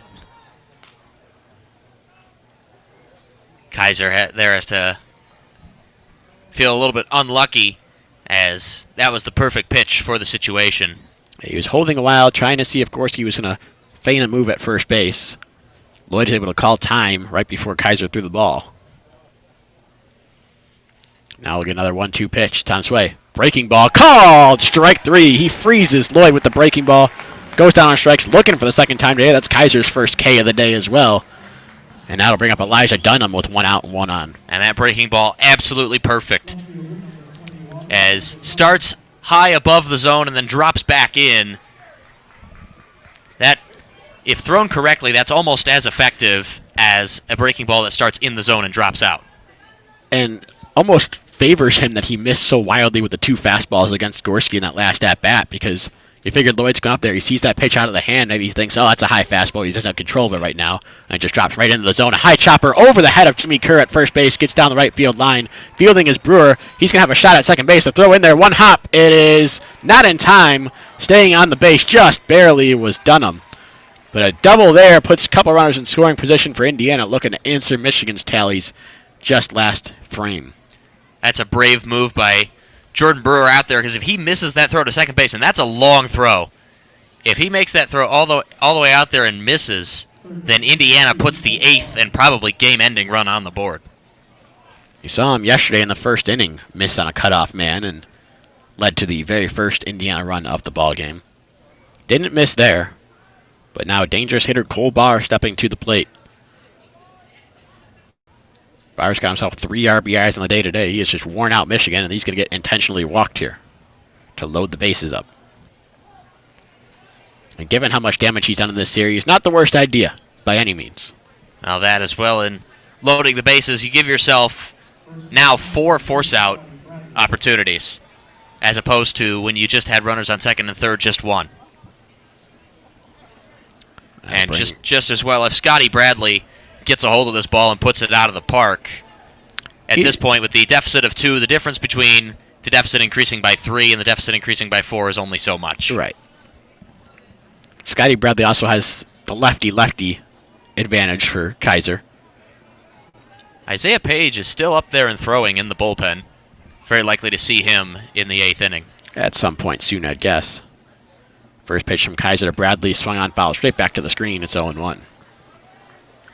Bradley hit by a pitch back in the second inning, but has since struck out and lined out on a gorgeous play by K.O. Thomas at second base.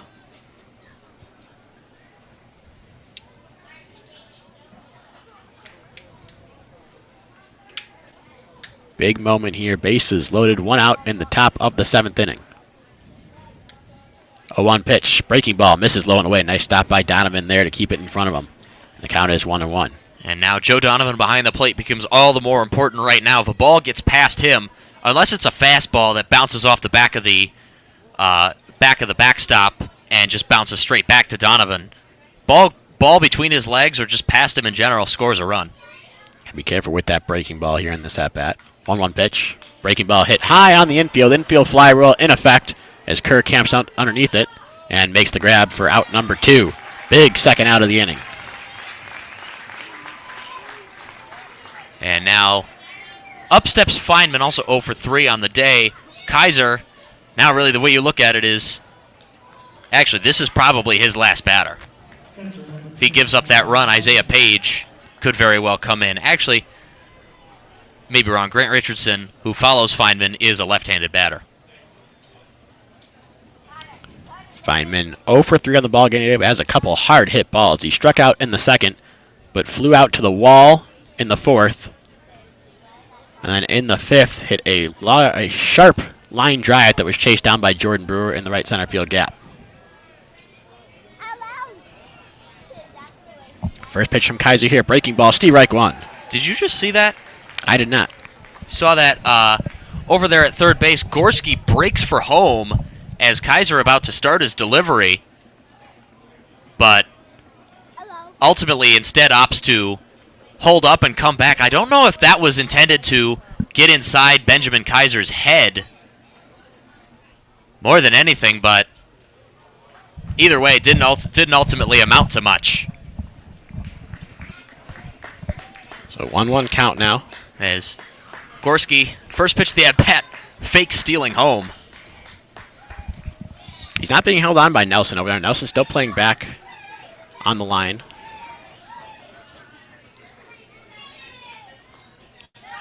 Lefty-righty here, Kaiser against Feynman. Coming set, 1-1 pitch.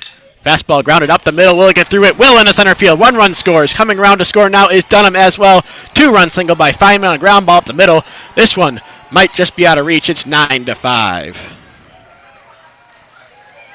And really, there's not much you can say there. The ground ball up the middle over Kaiser's head. They got a little unlucky on a pair of chopped ground balls. This one going over Kaiser and between Blomgren and Thomas. This is after, arguably, this was started by the double down the right field line, the chopper that gets over Jimmy Kerr's head with Jordan Brewer lined up extremely deep. Yeah, you can really only get so many ground balls before you just kind of got to shake your head and accept that it's just not your day at the mound. Grant Richardson steps in now that he's set left-hander. 0 for 2 in the day, struck out a couple times, also hit by a pitch. First pitch from Kaiser here, fastball called strike on the outside corner, 0-1. Big 2-run single there by Ryan Feynman to make it a 4-run game again. Not totally out of reach, I may have misspoke a bit, but certainly feels that way, that backbreaker of a single. Little chopper up the middle, it just sneaks through. Well, it's...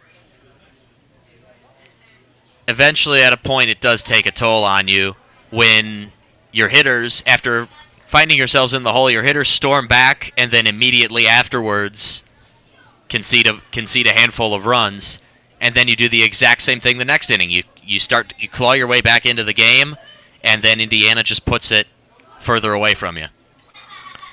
The 0-1 pitch missed high, and it's 1-1 now. Now 1-1 pitch, swinging and a miss, strike 2. Now the count is 1 ball and 2 strikes on Richardson. Kaiser looking to put him away and get out of this 7th inning, only allowing the 2 runs. And yeah, as you mentioned, it's demoralizing as an offense. You put up some runs, get back in the ball game, and your pitching staff goes and gives up runs. And for Indiana, that's just a mark of a good offense. You're going to respond after giving up some runs in the field. Kaiser comes set now. 1-2 pitch on the way. Here it comes. Swing and a miss, strike 3. Kaiser gets a second strikeout of the inning, but not before Indiana tacks on 2 more runs. They do it on just 2 hits. No errors. They leave 2 on base as well, do the Hoosiers. We'll head to the 7th inning stretch here at Ray Fisher Stadium. It'll take me out to the ball game action. Indiana leads Michigan by a score of 9-5. You're listening to WCBN Sports coverage of Michigan baseball.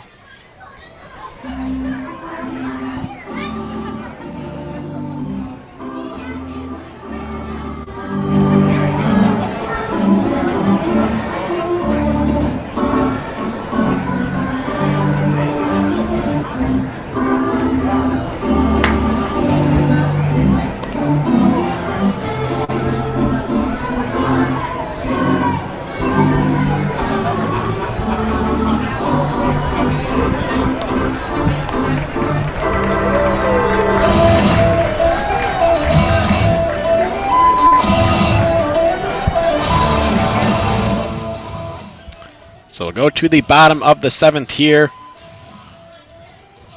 Braden Scott staying in the game for Indiana. Retired the first batter he faced in the bottom of the 6th. That was Jesse Franklin. Got him to fly out to center field, or rather to left field, and end the Michigan threat, in which they scored 3.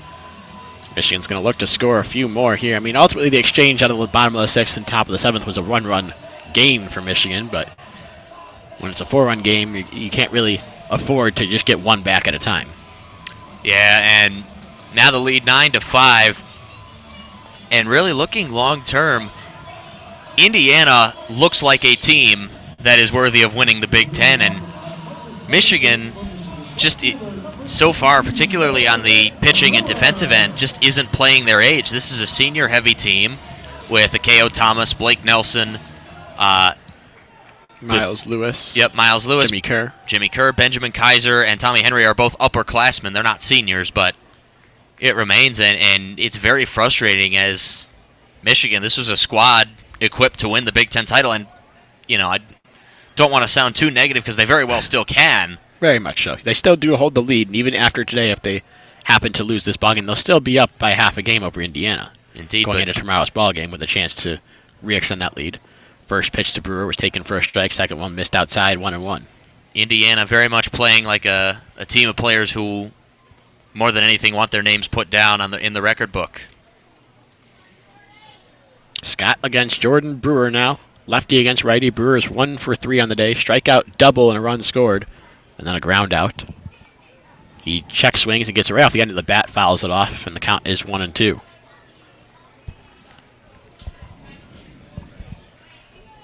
Jordan Brewer had that double into the right center field gap to get things started in the 4th. Led to 2 Michigan runs scoring. Did that with 2 strikes. He's going to have to do some more 2-strike magic here to get things going. 1-2 pitch. High fastball. 2-2.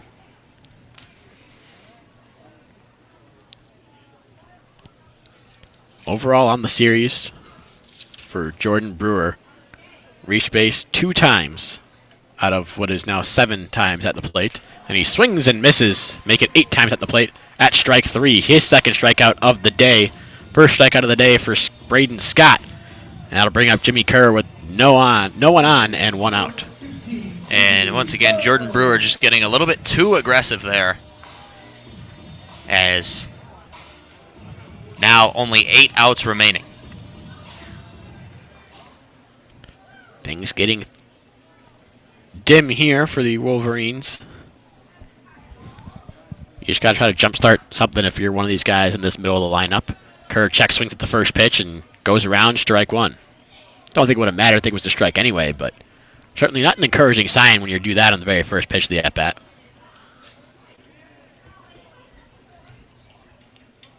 Lefty-lefty matchup here, something Kerr struggled with sometimes this season. 0-1 pitch, breaking ball, misses low and away. It's 1-1. It's that breaking ball that really Kerr has problems against. He can hit a lefty-lefty fastball for sure, but if you have a good breaking ball, that's where you can really get him to chase at times and not get good reads on a ball out of a hand. 1-1 pitch. Breaking ball again, moves low and away. Count is 2-1. It's easier to deal with those breaking balls when they're not in the zone or keep getting mislocated, but absolutely correct. Of course, you mentioned earlier the left-handed breaking ball against the left-handed batter is always difficult to hit, and Jimmy Kerr, remember, this is really his first full season of experience as a regular player. 2-1 pitch gets in the outside part of the plate, and now it's 2-2. After a senior has been here for a few years, first year full-time play, he's definitely shown up. No one's ever going to discount what he's done this season. He's done an excellent, excellent job. Now 2-2 pitch to him. High fastball taken for ball 3. Indeed, it's really been a great season for Jimmy Kerr, and really played a utility position more than anything last season. Didn't really have a position, then he's really locked down that first base spot. 3-2 pitch. Hit in the air towards left center field. It's a little looper ranging out as second baseman Ashley. He's not going to get there. That'll be a base hit to start things with 1 out in the bottom of the 7th. That's not something you often see out of Jimmy Kerr. Jimmy Kerr, very much a extra base hit dependent player. When he hits it hard. Kerr standing 47 hits, 18 of them are extra base hits, 11 doubles and 7 homers. And he's not the fastest guy out there, so some of those hard-hit singles could be doubles with other players as well. When he hits the ball, it's normally very hard. Yeah, as you said, I don't normally see looping base hits out of Jimmy Kerr. But does so here with 1 out in the 7th, and now Blake Nelson steps up. First pitch of this at-bat to him misses well outside, and the count is 1-0. Nelson 2 for 3 today. Struck out look in his first at-bat back in the 2nd, but has since singled twice in the 4th and the 6th, including an RBI single in the 4th. Come around to score both times.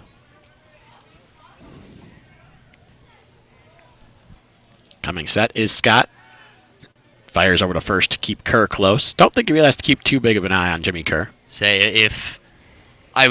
Of course, Indiana's winning by 4 runs, so you can't really say this, but in a situation where it's a close ball game or Michigan's ahead, and you're making pickoff throws to keep Jimmy Kerr honest at first base, at that point, Eric Bakich is in your head.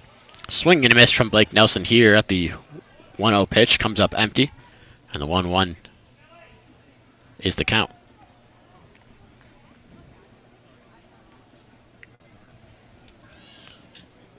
Scott keeping an eye on Kerr over there. Kerr's taking a decent lead. I wouldn't call it big by any means. I also wouldn't call it a small lead as he jumps out a little bit farther now. Trying to distract Scott maybe a little bit. 1-1 pitch to Nelson, fouled straight back to the screen, and now the count is 1-2.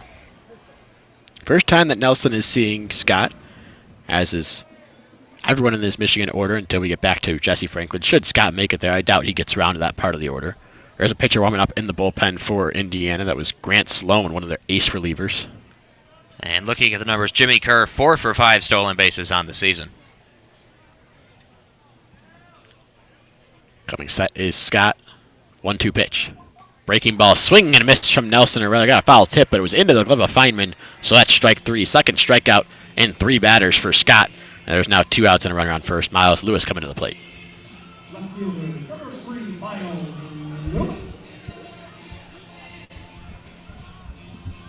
Can confirm it is the Who. Got a good listen there? There you go. Miles Lewis changing his walk-up song here late in the season for the last series of the year, really. He had it changed, I want to say, actually just for this series. I believe earlier in the week he was still using Cowboy. Either way, breaking ball starts him off here and it's fouled off to the right side. That'll get out of play. The count is 0-1 on him. And a slight update for those of you who are not following the Big Ten softball tournament or are listening to us. Looks like that game with Michigan on the top of the 6th holding a 3-0 lead. Looks like that game will be moved into a delay, and looking at the weather report, it could be a very long one. Looks like they might have a little bit of a window potentially to finish, especially because they're in the 6th. They might be able to finish off later on. But yeah, for now, that one's going to be under rain delay for a bit. Miles Lewis, 0-1 pitch to him, bounces in the dirt, takes it. It's 1-1. You at Ray Fisher Stadium. It's Indiana 9, Michigan 5. Michigan trying to claw their way back into it. They've tried a couple times, but Indiana's answered and extended the lead further. And for updates on WCBN's coverage of Michigan softball, go over to youtube.com/WCBN Sports. Listen to Jeremy Parks and Alex Drain on their coverage. Of course, WCBN has not been daunted by rain delays in the past, most notably the Michigan State football game earlier this season with Alex Drain and Lucas Vargas holding down the fort for an hour and 45 minutes for a weather delay. And, of course, today, this is Jeremy Parks' last game as a member of WCBN. 1-1 pitch swung on and missed by Lewis on the breaking ball, and then watches the 1-2 pitch miss high and away. It's 2-2. And he will very much want to get as much airtime as possible, more likely than not. I'm sure. You got his goodbyes. Let's last game at Alumni Field a little while ago. Yes, indeed. They sent him out in a big way with a walk-off home run. 2-2 pitch.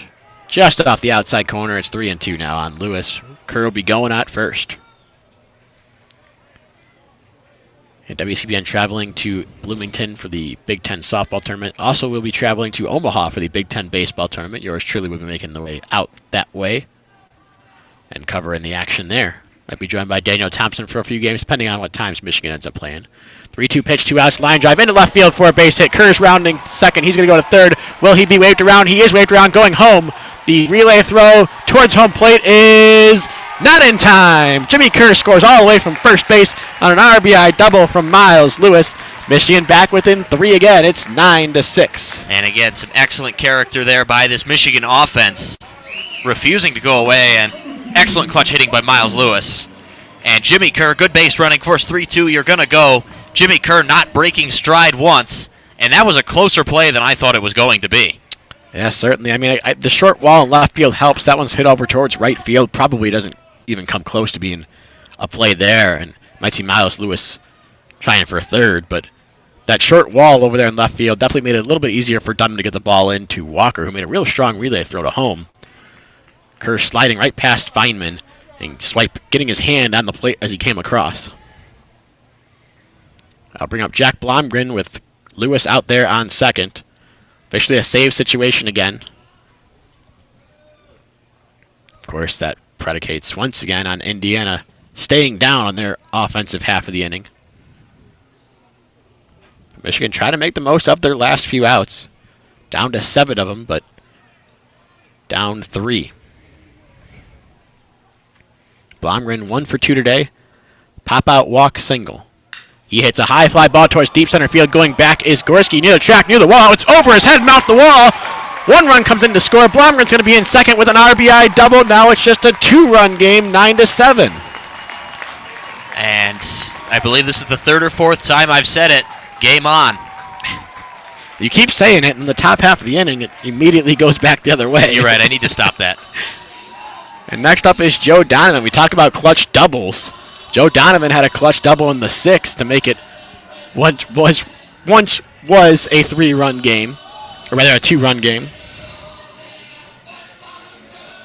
That was a 3-run game. My math was correct there. And it looks like Braden Scott is done. Braden Scott's day will come to an end. Coming out to the mound and making the pitching change is Jeff Mercer, the first-year head coach at Indiana.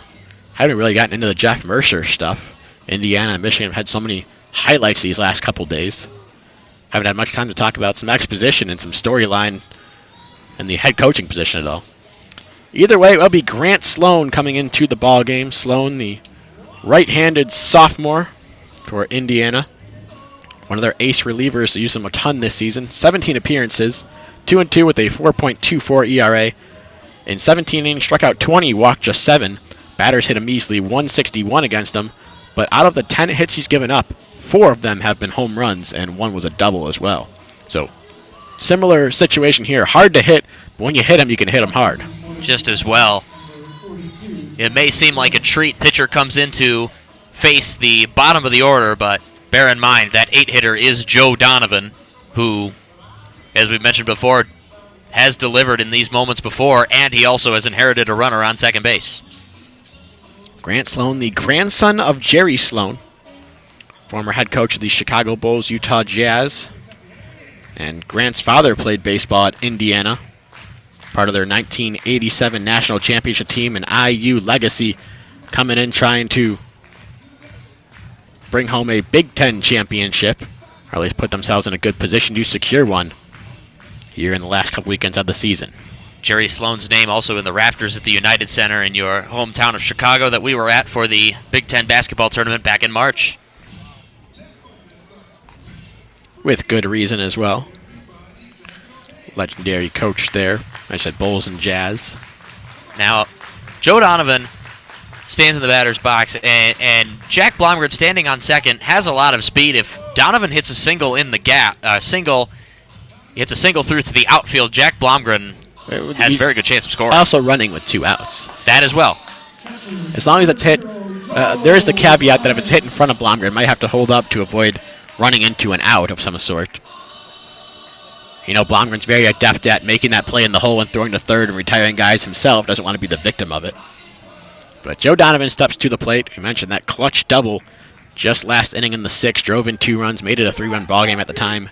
He would come around to score and make it a 2-run ball game, which is exactly where we're at right now.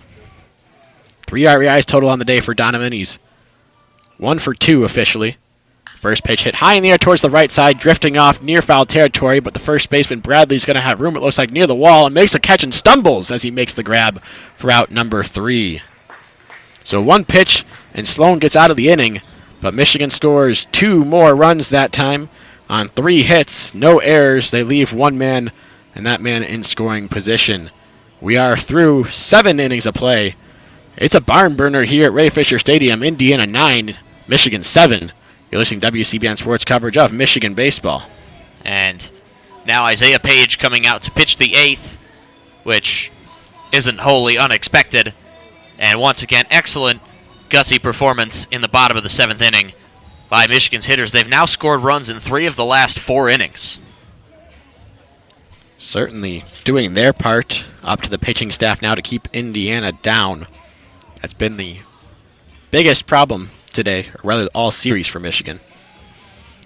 Keep Indiana's offense down. Yesterday it was partly the pitching and partly the defense. Today more so the pitching. Defense really hasn't been anything of note in one direction or the other. We had a nice play by Akeo Thomas diving, but pretty much that's been it when it comes to anything noteworthy about the defense. But as you mentioned, Isaiah Page coming into the ball game for the Wolverines. Isaiah Page, midweek starter for Michigan. Last pitched on Tuesday against Michigan State. Went 4 innings, gave up 4 hits. No runs, struck out 4. Threw a wild pitch in there as well. Not one of his best outings, just watching him, despite the higher strikeout total than he's used to. Did get knocked around a little bit, got in a jam, had to be taken out earlier than you probably expect. On the season, though, as you mentioned, a key arm out of the pen for Eric Bakich. He's made 17 appearances, 4 starts, 3-0, 2.63 ERA with a save in there. Pitched 34 in a 3rd inning, struck out just 15 batters, but walked only 6 out of those 34 in a 3rd innings. And batters hit 223 against the right-hander.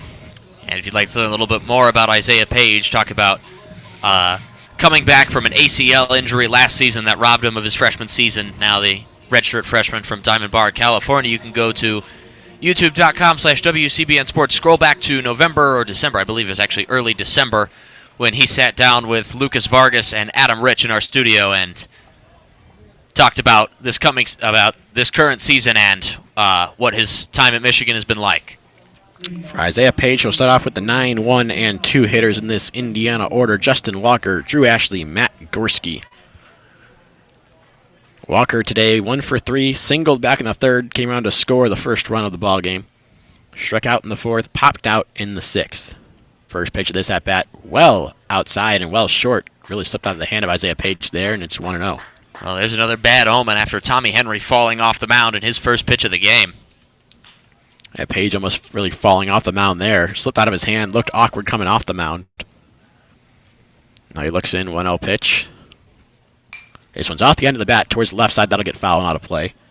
And the count is 1-1. There's a little bit of a rush for a free baseball that settles right between the bleachers and the indoor training facility. Perfect little nook and cranny to find in there. Page works out of the windup right in the middle of the rubber, really. 1-1 pitch, fouled off the end of the bat again, right back to the screen. And the count goes to 1-2.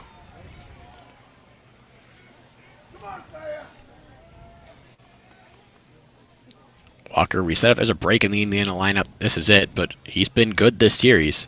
Gotten on base a few times, come around to score as well. Down the count, 1-2 here, the pitch. Just getting a piece of it and fouling it back to the screen again. It's still 1-2. Well, and this is important. After Walker comes Drew Ashley, and really, and at this point, of course, Matt Gorski, unavoidable. Isaiah Page will have to face him this inning. You just hope it's with no one on. Just hope it with 2 outs. With nobody on. And 2 outs specifically. 1-2 pitch. Bounced well in front of the plate again and gets through the legs of Donovan. The count's going to go to 2-2. And you see once again another Michigan pitcher struggling to locate his breaking ball. Thankfully, nobody's on base, so they couldn't be made to pay for it. But it's something certainly to be concerned about.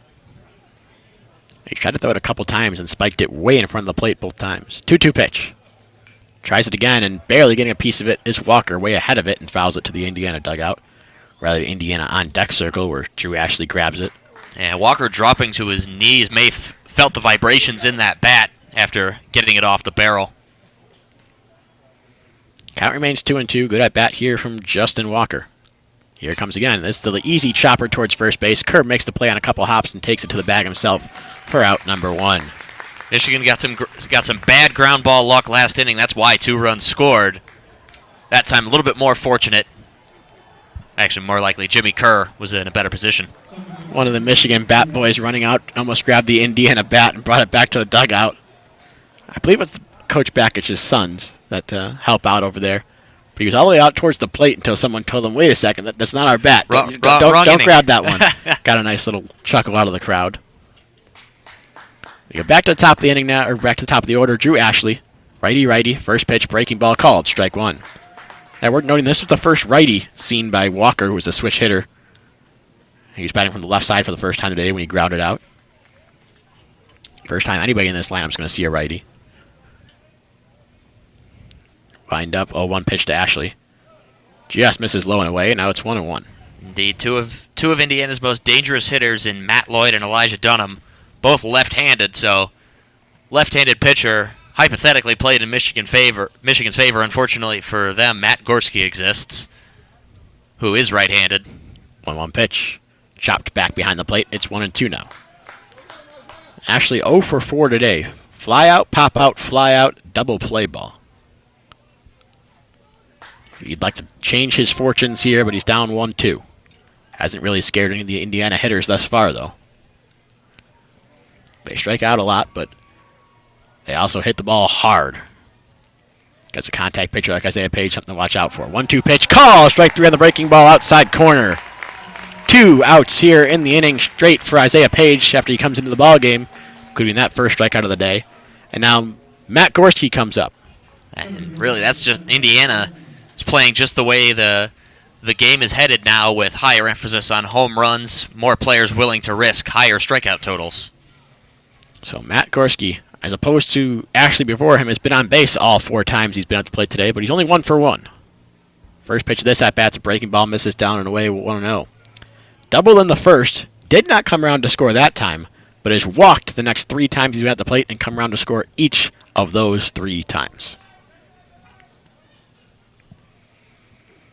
1-0 pitch. Breaking ball this time is in the strike zone, a bit higher up, and the count is 1-1. If you can get Gorski here, it's a huge out for Isaiah Page, the guy who's killed you all day long. by really just getting on base, not really doing any huge damage besides the double off the wall. 1-1 pitch, another breaking ball misses just off the plate inside. There's the crowd again, and honestly, this time I agree with him. That one looked like it did catch the corner.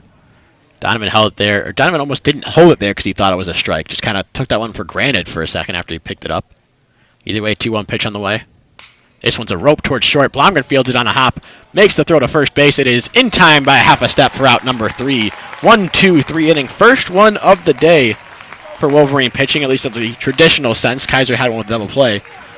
But we'll head to the bottom of the 8th. Michigan with a chance to get back at it and get back in debt, put another dent in this Indiana lead. They lead, the Hoosiers do, 9-7 over the Wolverines here on the official student radio broadcast for Michigan Baseball on WCBN Sports. And that is absolutely massive there. The routine ground out getting through Gorski. Gorski had not gotten out once so far in this game. He had the double in the first inning and then 2 walks. And 3 walks, rather. And I believe all 3 of those walks he ultimately came around to score. He did indeed. And so for Michigan, they'll go to Okeo Thomas, and then back up to the top of the order here in the 8th against Grant Sloan. Grant Sloan needed just 1 pitch to retire Joe Donovan in the bottom of the 7th and get out of the jam. Well, Okeo Thomas back to what he's comfortable doing and where he's been his entire career, leading off an inning. And Matt Lloyd now jogging down to the bullpen to warm up. Matt Lloyd, you may know him as the guy that's been killing the Wolverines at the plate. Also the ace closer for Indiana the last 3 seasons. One of the best closers in Indiana history, actually. So, very well, you've actually more than likely to see a pinch hitter up leading off the top of the 9th inning for the Hoosiers. Would be... I don't think they would pinch hit exactly. I think he would just then take his spot. As opposed to the DH, he's just a pitcher now. The problem is then when you want to take him out of the game as a pitcher, you have to take someone else out of the lineup to put a pitcher in there, and then you're batting without a designated hitter for the rest of the game. Of course, that all predicates... Oh, wait, Lloyd is the designated hitter, my mistake. Yes, he is, and that all predicates on this game going farther than 9 innings, of course. Which would be a tough task against first Sloan and then Lloyd, but they have to get to Sloan first here in the bottom of the 8th. K.O. Thomas will start things off. First pitch is low for a ball with the fastball. It's 1-0. As you mentioned, Sloan, as are a couple of these Indiana pitchers, hard to hit. They get a lot of strikeouts, over a strikeout an inning for him. 1-0 pitch. Hit high in the air towards center field. Gorski's ranging back, but has plenty of room to make the grab for out number 1. K.O. Thomas hitting the ball a little harder this season. Hitting it harder today than he has most of the season. Double back in the 3rd inning. That was certainly a hard hit ball to center field. Just hung up. Finds a gap, it might get down, but he was just hit a little bit too high. And back up to top of the order for Jordan Wogu. Wogu, his first 2 at-bats were nothing to write home about. Strikeout, and then a little tapper on a check swing to first base. But since then, a couple singles. A hard hit line drive in the 5th, and a 1-hop single through the infield in the 6th that drove in a run. Takes the first pitch low and away for a ball, 1-0. Wogu crouches down that right-handed batter's box, takes the 1-0 pitch well outside. Now it's 2-0. You can always feel the confidence at the plate right now for the Wolverines as opposed to just a few innings back when they were down by a more daunting total. Down by 5. Almost felt like they were going up just because they had to. 2-0 pitch fouled straight back to the screen, and now the count is 2-1. Now it seems like they're eager to get up to that plate and put a ball in play, try to get something going. And plate discipline has always been an underrated part of Jordan Wogu's game. His entire Michigan career so far, which is now nearly 2 seasons done, he's been consistently there with on-base percentages up around 500. Winding up is Sloan, 2-1 pitch. Misses low and away, ball 3. Now, of course, those have also been that number's also been bolstered by very high averages. Wogu hitting 345 this year. I believe last season he closed hitting like 370. Yeah, it was limited time last season, so the small sample size apply, but certainly this season, up almost 150 at-bats on the year. Put a little more stock in that 349 average now. 3-1 pitch to him, hit hard, but hit foul off to the right side, not a play. The count is 3-2. Wolverine crowd trying to will Jordan Wogu on base here. try to get another rally in the 8th. Michigan scored 3 in the 6th, 2 in the 7th.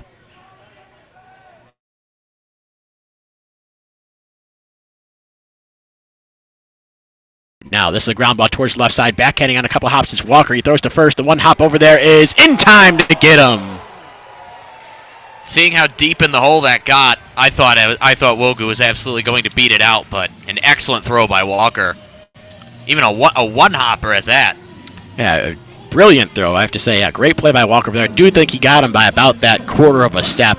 Just barely getting Wogu over there. It was almost hit too hard for Wogu to beat that out.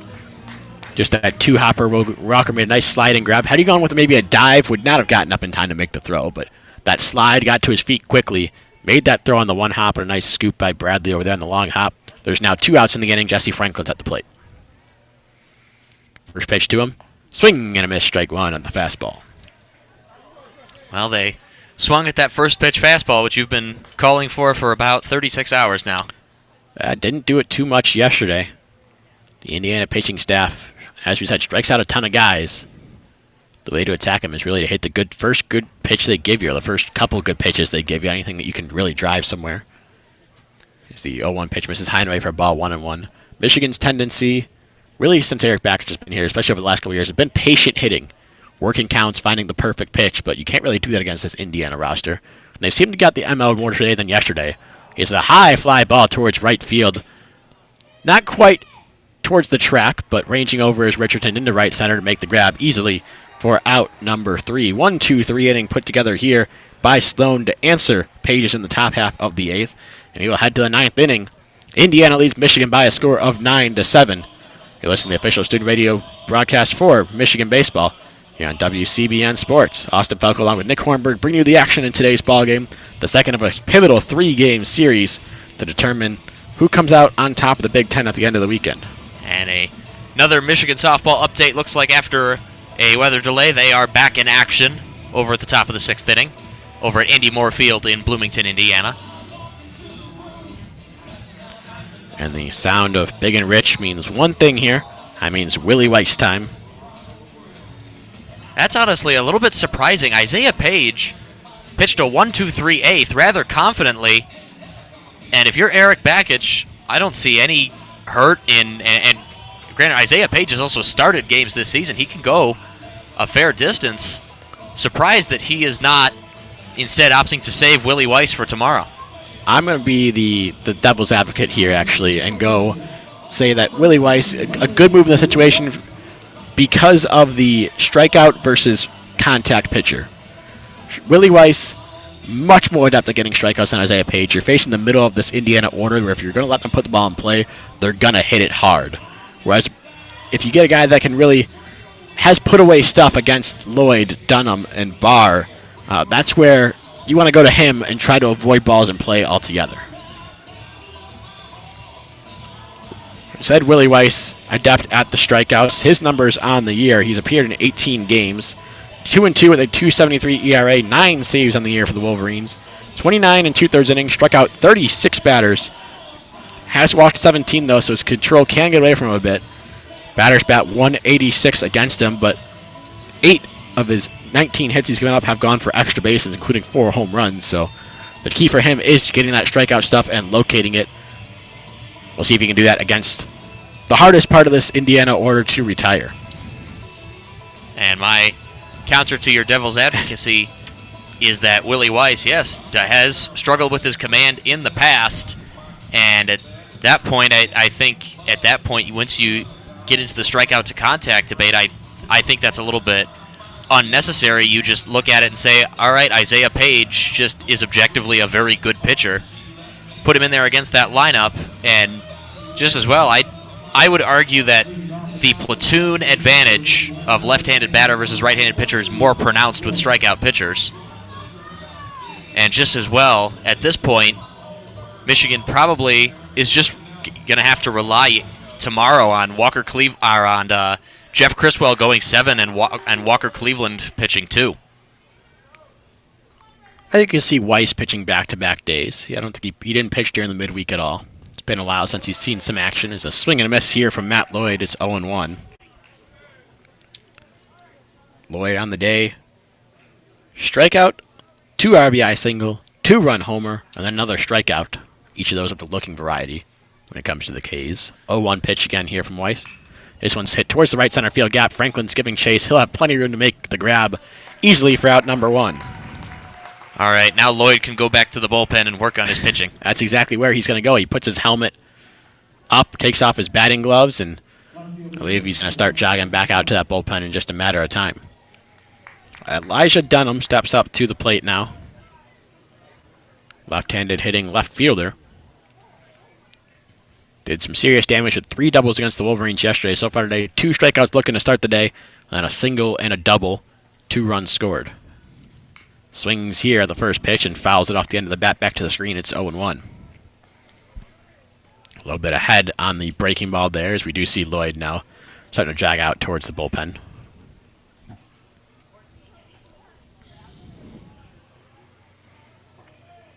Weiss does work out of the windup. 0-1 pitch. Swinging and a miss at a fastball. It's 0-2. See some relievers work exclusively out of the stretch. Weiss is not one of those guys. Works out of the windup, works from the third base side of the rubber. And right back on the mound, ready for another sign. Looking in. Gets it from Donovan. Windup. 0-2 pitch. Misses high with the fastball. Couldn't get him to chase there. Wouldn't be surprised to see a big breaking ball in the dirt now. We talked a lot about that strategy way back earlier on in the ballgame. Count is 1-2 on Dunham. Weiss winds up. 1-2 pitch. He goes to that breaking ball in the dirt. Dunham doesn't chase. Now it's 2-2. Really is impressive all game how Indiana, despite their strikeout numbers, have really done an excellent job of holding up on pitches, particularly low pitches. Yeah, some of these Michigan breaking balls have missed by a wide margin. That one did not. That was a good chase pitch. Just didn't get it to work. 2-2 pitch. Here's another chase pitch. Breaking ball. Does not go around, says third base umpire Jim Shaley. The count is 3-2. I have to agree with him there. Say very close, but that was the correct call by Shaley over at third base. And good on Michael Schultz for peeling down and not making the call himself. I'm a big proponent of just a peel down every single time. It's so hard as a home plate umpire to see that sometimes. 3-2 pitch. Chopper off of Dunham. That'll be a foul ball, and the count will remain 3-2. We said there can be control issues from Weiss. Hasn't really shown it here thus far. Despite being a 3-2 count, all these pitches that he's missed on seem very much like purposeful misses trying to get chases. He looks into Donovan for his sign. Holds the glove right in front of his chest. Now winds up. 3-2 pitch on the way again. This one's hit in the air towards left field. Going back near the wall is Lewis, and he's got to play it off the wall, but no, it is gone! Opposite field home run by Elijah Dunham. His second extra base hit of the day. He'll be his 3rd run scored. Puts Indiana back up by 3. It'll be 10-7 once he touches the plate. And that's the hole you put yourself in when you're up 1-2 and you try to throw 2 chase pitches to Elijah Dunham. Instead puts you in the 3-2 hole where you, and with Cole Barr behind him, pretty frightening power hitter in his own right, you have to, at that point, you have to make a pitch into the zone. And as Willie Weiss and Joe Donovan, you know that. As Elijah Dunham, you also know that. And there's the result right there. He's able to see that pitch and then take it as far as he can. Cole Barr check swings. It bounces off his bat and goes foul. It's 0-1. Now Indiana just 1 shy of tying the single-season school record in home runs with their 3rd of today's ballgame, 3rd of the series overall. Almost certainly going to get that over the last 4 or 5 games they have left, rather. As the 0-1 pitch is right on the inside corner with the fastball. It's 0-2. That's not even counting tournament games as well. Certainly a powerful team, and as you said, worthy of winning the Big Ten. 0-2 pitch. Breaking ball, swing and a miss there. First strike 3. After getting up the home run, Weiss recovers with the strikeout. And now Scotty Bradley will be up with nobody on base. And 2 outs in the inning. First baseman number 30, Scotty Bradley. Bradley 0 for 3 on the day. Did reach on a hit by pitch way back in the 2nd, but has since struck out, lined out, and popped out. Left-handed batter makes his way to the plate.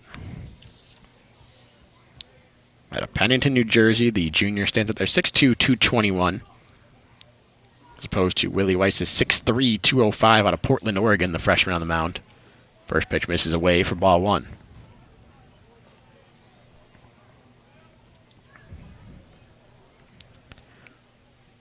Weiss shakes off a sign from Donovan. Now gets the one he wants. 1-0 pitch. Squaring on a bunt. Now pulling back at a ball that missed low was Bradley. And the count is 2-0. Bradley's overall numbers on the season still hitting .268. Gets on base at a .348 clip.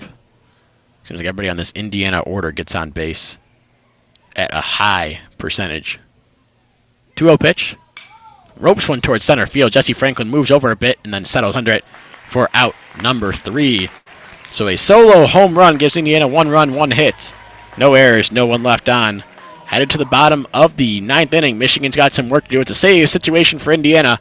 They're up 10-7 on the official student radio broadcast for Michigan baseball on WCBN Sports. And bit of a nervy moment. Franklin looked like he slipped and fell a little bit in center field trying to range over, but ultimately recovering to make the catch. And now we move into the bottom of the 9th inning, Michigan's last chance. And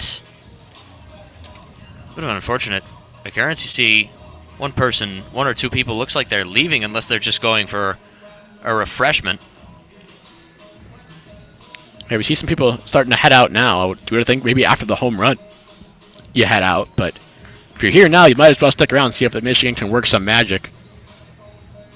The fool looks like a Little League baseball team is here today, called the Express. I see a woman walking by wearing a shirt that says Express on the front, as well. It looks like the front grill of a train, and I thought it was representative of the now former AAF team, the Memphis Express. That's what I thought it was at first. Anyway, we're going to head to the bottom of the 9th here. It's the closer time for Indiana. Matt Lloyd coming into the game. The designated hitter also pitches, one of the best closers in Indiana history. He's made 11 appearances this season. Has no wins, no losses, but 4 saves. A 1.38 ERA for him. In 13 innings, he struck out 17, walked 7. Batters hit just .240 against the big right-hander. If you're looking at some of these lists here, Matt Lloyd tied for second right now in career saves at Indiana. A save here would put him in sole possession above Chris Squires and just behind Ryan Halstead. Also 5th all-time at Indiana in career ERA. 183 overall on his career. A little bit higher than his 138 that he has today. Or rather, that he has this season.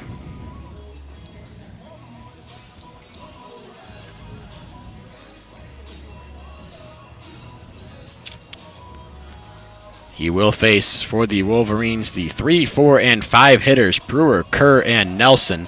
We've come alive the last couple at-bats, but they need to all come alive at the same time, which they really haven't done yet. Well, this is the time where you need to be at your most patient, and Jordan Brewer has been very aggressive in his at-bats in this game, and of course this is the time where this is the hardest time of the game to have your coach convince you or try to convince yourself just to be patient. Be a righty-righty matchup here.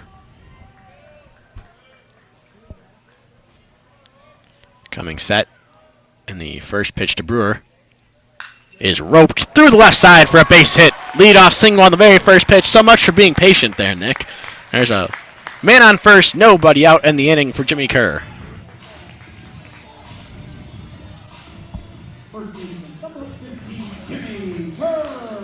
Jimmy Kerr 1 for 4 in the ball game today. Fly out, ground out, and then a single in the 7th came around to score then. Jordan Brewer starting off in authoritative fashion. His hardest hit ball of the day. Maybe the hardest hit ball by any Wolverine today. Absolute rocket through the left side. No one had any time to react on the left side of the infield. First pitch, Jimmy Kerr's a fastball that misses high. It's 1-0. And that leadoff single on the first pitch, that authoritatively, all of a sudden brings the dugout to life. And brings the crowd to life a little bit. Granted, it's only one pitch, but you almost feel like, oh, there's a chink in the armor already of Matt Lloyd. Going on the pitch is Brewer. High fastball misses. Throw it on the second base. It hits Brewer, and he's in there safely. bold call there.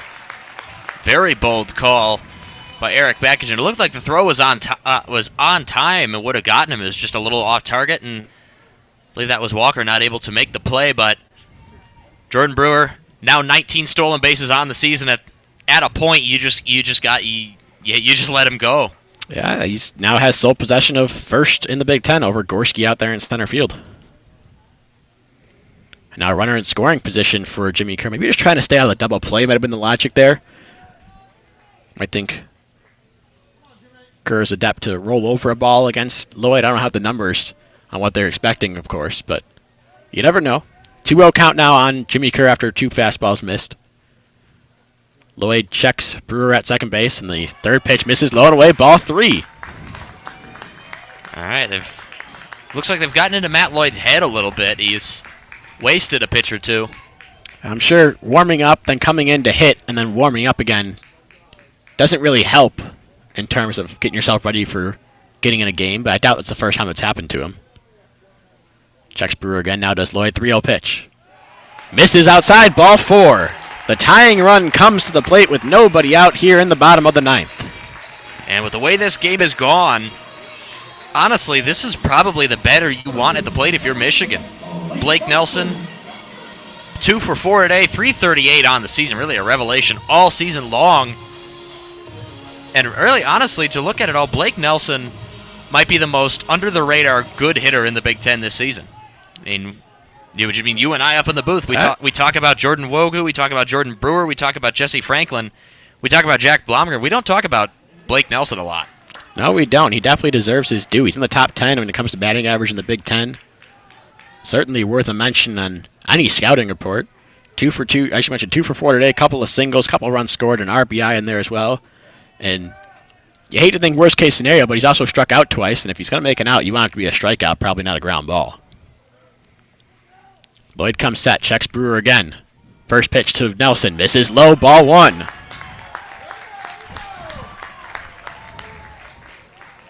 That's going to warrant a mound visit from Ryan Feynman. After the very first pitch that Lloyd threw was hit hard for a single into left field by Brewer, he's misfired on 5 straight pitches.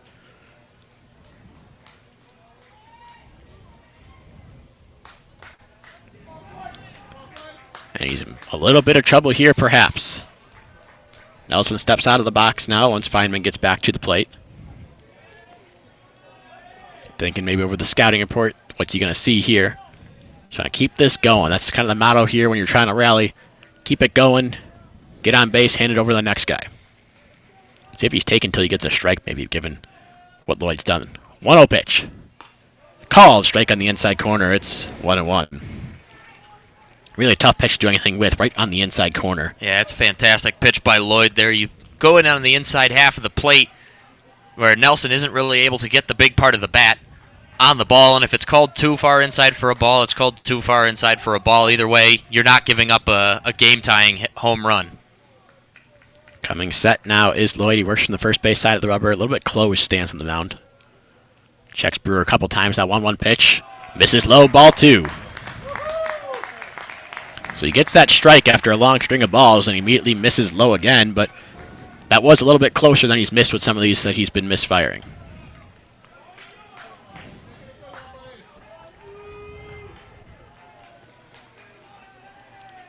Nelson, foot all the way back in that batter's box on the right-hand side of the plate. Lloyd looks back. 2-1 pitch. It's the grounder up the middle. Going to second for 1 is Walker. Relay throw to first base is in time to get a sliding Nelson. 2 outs in the inning now. Jordan Brewer's at third, the only man on base. And Nelson clearly upset with himself, making the one swing with the bat that he was supposed to avoid at all costs. And now Roger Daltrey serenades Miles Lewis up to the batter's box with 1 out left. Double play is a rally killer, and it does exactly that right there. I have to credit Matt Lloyd. He was missing a bunch, but the reason he was missing, he was trying to keep that ball down near the knees to induce exactly what just happened right there. Sound fielding by Walker, Ashley, and Bradley all the way around on that double play. And Indiana has Michigan down to their final out in this ballgame. Lloyd comes set at the belt. First pitch to Miles Lewis. Misses high for a ball, 1-0. Lewis 2 for 4 on the day. In order, ground out, single, strikeout, RBI, double. He's got an RBI out there at third right now in Jordan Brewer, but really won't do anything except get him 1 run closer in this 3-run ball game. Tying run is still back on the on-deck circle now. 1-0 pitch is grooved in there for a strike with the off-speed, and now it's 1-1.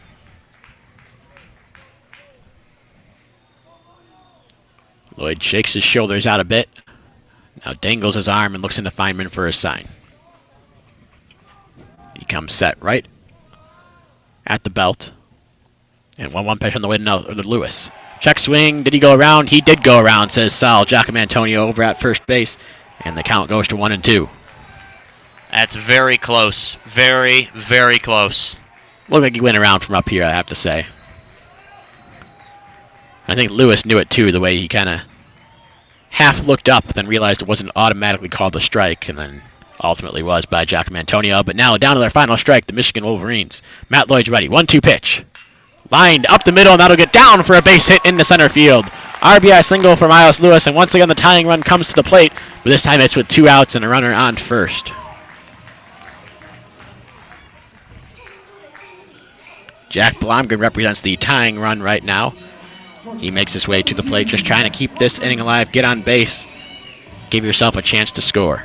Jack Blomgren, not really the home run threat that you'd perhaps hope for when confronted with the possibility of the tying run or of the game tying run being at the plate. Even though Blomgren has 2 home runs on the season, at least one of them was opposite field. First pitch to him here, fastball down the middle, strike 1. Blomgren has been on base 3 times today after a pop out in the second. He's walked, singled, and had an RBI double right short of the center field wall. Gorski playing no doubles defense this time, though. We're definitely able to track down the Blomgren hit the exact same ball. Lloyd comes set.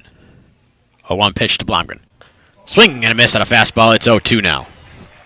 Michigan once again down to their final strike. Blomgren going for the home run right there, the high fastball, and just swung under it. Now you nailed it right there. Definitely going for that game-tying home run. Saw the high fastball. Not a bad idea. I mean, everyone wants to be the hero. With 2 outs in the 9th, not the worst idea, though. Now with 2 outs, definitely just shorten up. You cannot strike out here in the ballgame. 0-2 pitch on the way. Breaking ball misses low, 1-2. Good job to lay off by Blomgren. That is a brave, brave take. Down to your last strike, the breaking ball, that starts in the zone, then drops down. Requires some bravery there by Jack Blomgren. He was up to the task that time. We'll see if he's up to it again on a 1-2, or if Lloyd gives him something, he's going to have to stay alive. Lloyd gets the sign, comes set, not holding on Lewis is Bradley at first base. This one is chopped up the middle now. Ranging under it is the shortstop Walker. He throws to first, and that is not in time! Blomgren beats it sliding at first base. So the Ray Fisher turf giveth, and the Ray Fisher turf taketh away in this ball game. All right. Absolutely fantastic base running by Blomgren. Getting all the way over, complete with the dive at the end.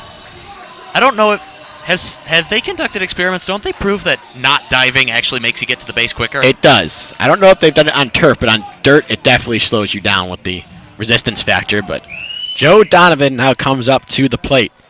The Wolverine catcher, so far on the day, 1 for 3, has a double, 3 RBIs, runs scored.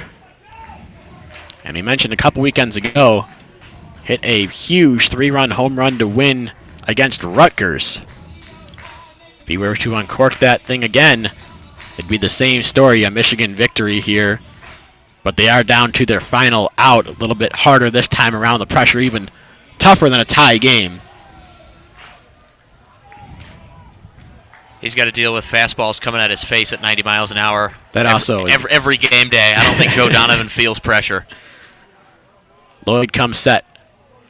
Checks Lewis at second base. First pitch to Donovan. Bounces way in front of the plate in the dirt. It's 1-0.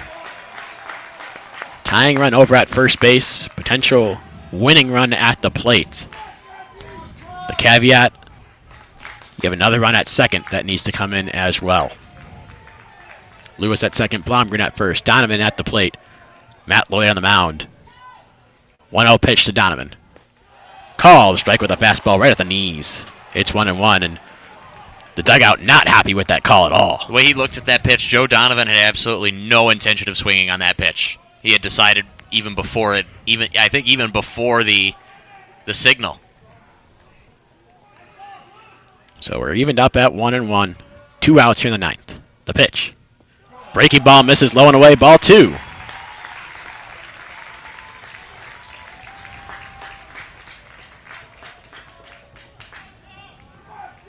Donovan very composed at the plate right now. You said Joe Donovan doesn't feel pressure. He certainly looks like it right now. Very calm in that right-handed batter's box. 2-1 pitch from Lloyd. High fastball, takes it, check swing, did not go around. 3-1 is the count. Sal Giacomantonio confirming that he did not go around. Yeah, it wasn't even close. Had to get one more in at least. Actually, it didn't even look close from up here. We haven't mentioned Michael Schultz a lot today, but you're going to have a lot of chances to talk about Sal Giacomantonio tomorrow. That's the goal. Every time he calls something, I'm going to rule it. 3-1 pitch Donovan. Fastball outside corner, strike 2. Full count now. Runners will be on the move, and that includes the tying run at first base. 3-2, 2 outs. Down to their final strike again are the Wolverines for the third straight batter. All right, tension's up. Now watch Donovan foul off 5 pitches. That's what happened before. We'll see if he's maybe in swing mode and Lloyd can give him a chase. Would not be surprised to see something with that breaking ball. Checks the runner. 3-2 pitch. Hit in the air towards right field. There is room here for Richardson. He's under it and makes the grab for out number 3 in the ninth. Michigan gets the tying run on base there in the bottom of the ninth. They're trying to battle back all game long, but ultimately come up short, and Indiana takes game 2 of this series by a score of 10-8. Well, this is another frustrating ending, and now Michigan's lead in the conference only cut down to half a game. The postponed game against a canceled game against Michigan State, the difference maker now. But while they completely folded yesterday, now you have to respect the way that they battled back today, and feel bad for those Michigan hitters. The pitching did them absolutely no favors today, giving up 10 runs as Tommy Henry tagged with his 4th loss of the season. Tanner Gordon, win number 5. But if you're Eric Bakich and if you're those hitters, today, while it did not end well, was encouraging. You can take a breath and say, this is all right. You're still in the lead. You have an opportunity to salvage that lead and get in the driver's seat with a win tomorrow. They showed that, at least the batters showed that they can hit well enough to win. And while the pitching so far this weekend has been quite bad, it remains that the pitchers who will pitch tomorrow, Jeff Criswell and most likely Walker Cleveland, have not been a part of that. The slate is clean for them. They got to go out there. It's going to be a big day, emotional day. Senior-heavy team, a lot of them playing their last games, and your last call at Ray Fisher Stadium, for that matter. And if at that point you hammer all of that home, if you're Eric Bakich, you say you prove today that you can battle back and be in a position to win a game. Now you just have to win it, get that lead out to 1.5 games, and then go to Lincoln with an opportunity. Then go to Lincoln in control of your own destiny. Michigan will look to rebound tomorrow. You mentioned a little bit the win today goes to Tanner Gordon, who pitched 5 strong innings, only gave up 2 runs. That is his 5th win of the season compared to 4 losses. Tommy Henry takes his 4th loss of the season, bumps down to 8-4. Matt Lloyd picks up save number 5 on the year. As you mentioned, tomorrow going possibly the 2 best pitchers as of late for each team, Andrew Selfrank and Jeff Criswell. Criswell's been absolutely great in Big Ten play for Michigan. Will definitely need to do something to prevent Indiana from scoring in double digits for the 3rd straight game. And Selfrank's going to be a tough task for this offense, as the Big Ten first place title will officially be on the line in the game tomorrow. It's a half-game lead for Michigan after the loss today, 10-8. Final line scores before we leave you. Indiana 10 runs on 10 hits, no errors. Michigan 8 runs on 16 hits, and they played a clean ball game in the field as opposed to yesterday with 0 errors of their own. That's going to do it here for us at Ray Fisher Stadium. One more time, final score, Indiana 10, Michigan 8. We'll have the series finale for you tomorrow at 2 p.m. Eastern Time. But for now and for tonight, we wish you as we always do, a good night from here, Ray Fisher Stadium. All us WCBN Sports, Nick Hornberg, myself, wish you a Go Blue.